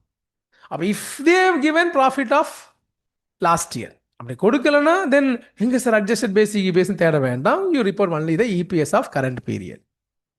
Hope you are following this. So this is how we are understanding about the concept, my dear friends, about the basic EPS calculation. Diluted EPS அப்படின்றது ரொம்ப சிம்பிள் கான்செப்ட். அதையும் எதுக்கும் தெரிஞ்சு வச்சுக்கோங்க. From a diluted EPS perspective, what we are telling, my dear friends, அப்படின்னா you have reported basic EPS say as 10 lakhs divided by say 2 lakhs, it is rupees 2. I mean rupees 5 அப்படின்னு report பண்ணிட்டீங்க. Diluted EPS அப்படின்னா என்ன அப்படின்னா, ஃபியூச்சர்ல even if you have same earnings but EPS will reduce because of increase in number of shares. How sir? ஃபியூச்சர்ல increase பண்ண போறோம்னு you already decided. It is because of something called potential ordinary shares or potential equity shares. What is this potential equity shares அப்படின்னா, it is 3 type of instruments, my dear friends. Convertible debentures, convertible preference share capital, options. இந்த மாதிரி 3 instrument which is causing dilution. அப்போ what happens is that convertible debenture futureல we are going to issue number of equity shares. அப்போ denominator மட்டும் change ஆகுமான்னு கேட்டா, denominator மட்டும் தான் change பண்றோம். we are not budgeting future profit, but profit attributable to shareholders will change because in the debenture shares மாறிடுச்சுன்னா இந்த debenture holders கொடுத்த interest will no longer be payable. அப்போ that is getting saved.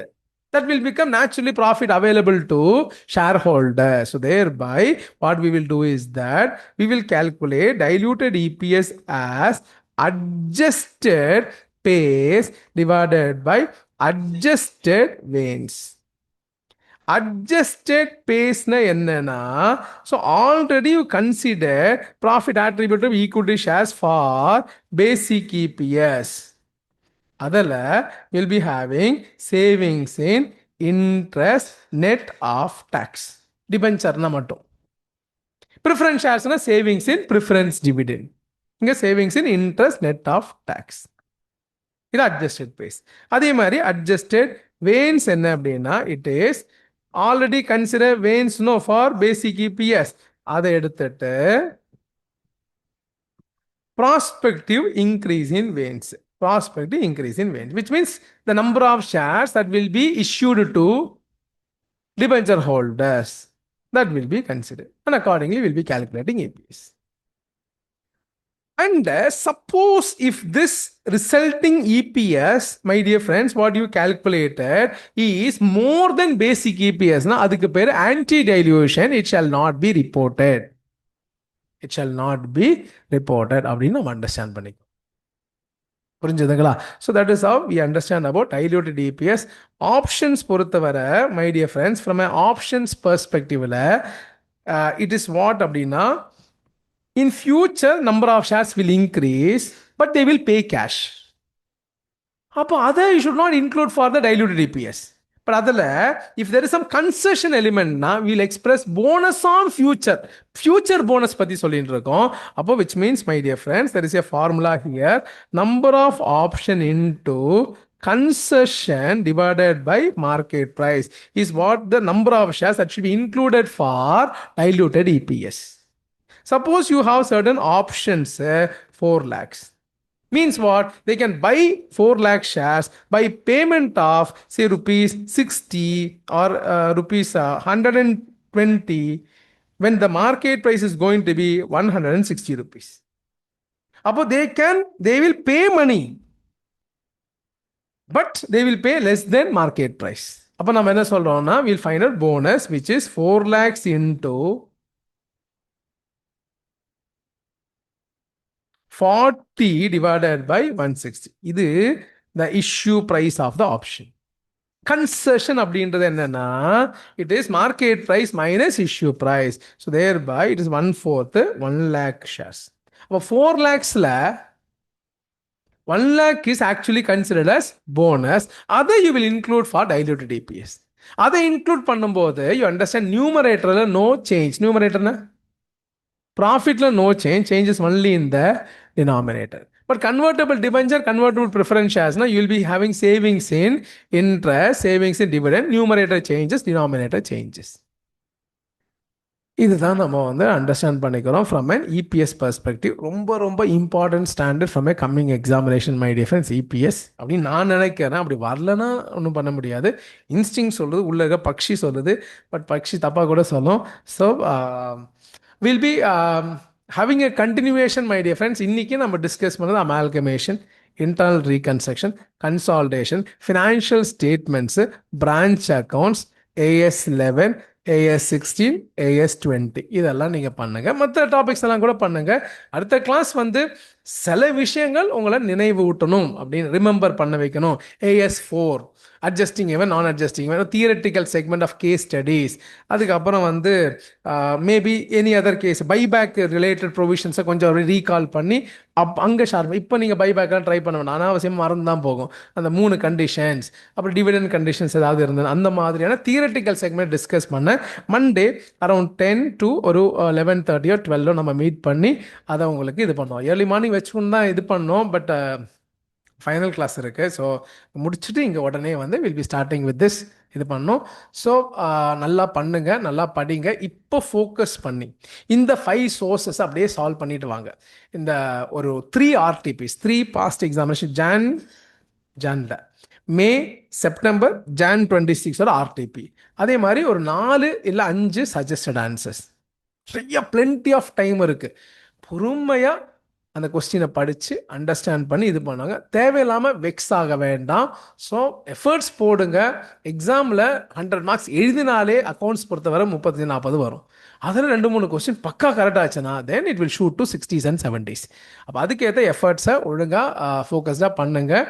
இந்த mean time உங்களுக்கு ஏதாவது doubts இருந்ததுன்னா நீங்கள் வந்து எனக்கு வாட்ஸ்அப்பில் டெக்ஸ்ட் பண்ணலாம். இல்லைன்னா சார் மண்டே வந்து இதெல்லாம் எடுங்க சார், இதெல்லாம் எனக்கு கொஞ்சம் பயமாக இருக்குன்னா அதை வந்து நீங்கள் சஜஷன் கொடுக்கலாம். முடிஞ்ச அளவுக்கு என்ன பண்ணுவோமோ அதெல்லாம் நம்ம அப்போ ட்ரை பண்ணுவோம் மை டியர் ஃப்ரெண்ட்ஸ்.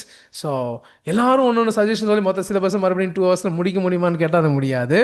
ஸோ ஸ்பெசிஃபிக்காக டவுட்ஸோ இல்லை ஏதாவது சஜஷன் இருந்தாலோ, இல்லை இந்த பர்டிகுலர் கொஸ்டின் இந்த சஜஷன் ஆன்சர்லையோ ஆர்டிபிலையோ இந்த கொஸ்டின் எனக்கு டவுட் இருக்குது சார் அப்படின்னா அதெல்லாம் கிளாரிஃபை பண்ணலாம். ஸோ நல்லா உட்காந்து படிங்க. ஏதாவது டவுட்ஸ் இருந்ததுன்னா அப்புறமா நீங்கள் கேட்கலாம். ஓகேவா? என்னோட பெர்ஸ்பெக்டிவில் I find that internal reconstruction, branch, கன்சால்டேஷன்லாம் ரொம்ப ஹை இம்பார்ட்டன்ட் செக்மெண்ட்டில் இருக்குது. AS 4, AS 11, AS 20, 23, 29, 18, 7, 13, 19, 14 இதெல்லாம் வந்து அக்கௌண்டிங் ஸ்டாண்டர்ட் செக்மெண்ட்டில் ஹை இம்பார்ட்டன்ஸில் இருக்குது. ஸோ பட் எக்ஸாமில் எப்படி வேணால் கேட்கலாம். இதெல்லாம் ரூல்ஸ் பிரகாரமும் அந்த மாதிரி எதுவுமே கிடையாது. So will meet on Monday. Tuesday உங்களோட எக்ஸாம். நடுப்பட்ட டைமில் 2 to 5 எவனா தூங்குறத எனக்கு தெரிஞ்சதுன்னா அப்புறம் நீங்கள் மீட் பண்ணும்போது கொண்டுருவோம். ஓகே? ஸோ அதனால் ஒழுங்காக நல்லா எனர்ஜெட்டிக்காக இருங்க. நெக்ஸ்ட் ஒரு ஃபியூ டேஸ் வந்து அந்த 1 to 6ன்றது ஹை எனர்ஜியில் இருக்கணும். Thank you. Good day. Bye bye. ஆமாம் 8 அவ்வளோ அழகாக இது இருக்காது. 94405569 8. Okay, so all the best. நல்லா பண்ணுங்க, நல்லா படிங்க. அக்கௌண்ட்ஸ் தான் ராக் பண்ணுறோம்.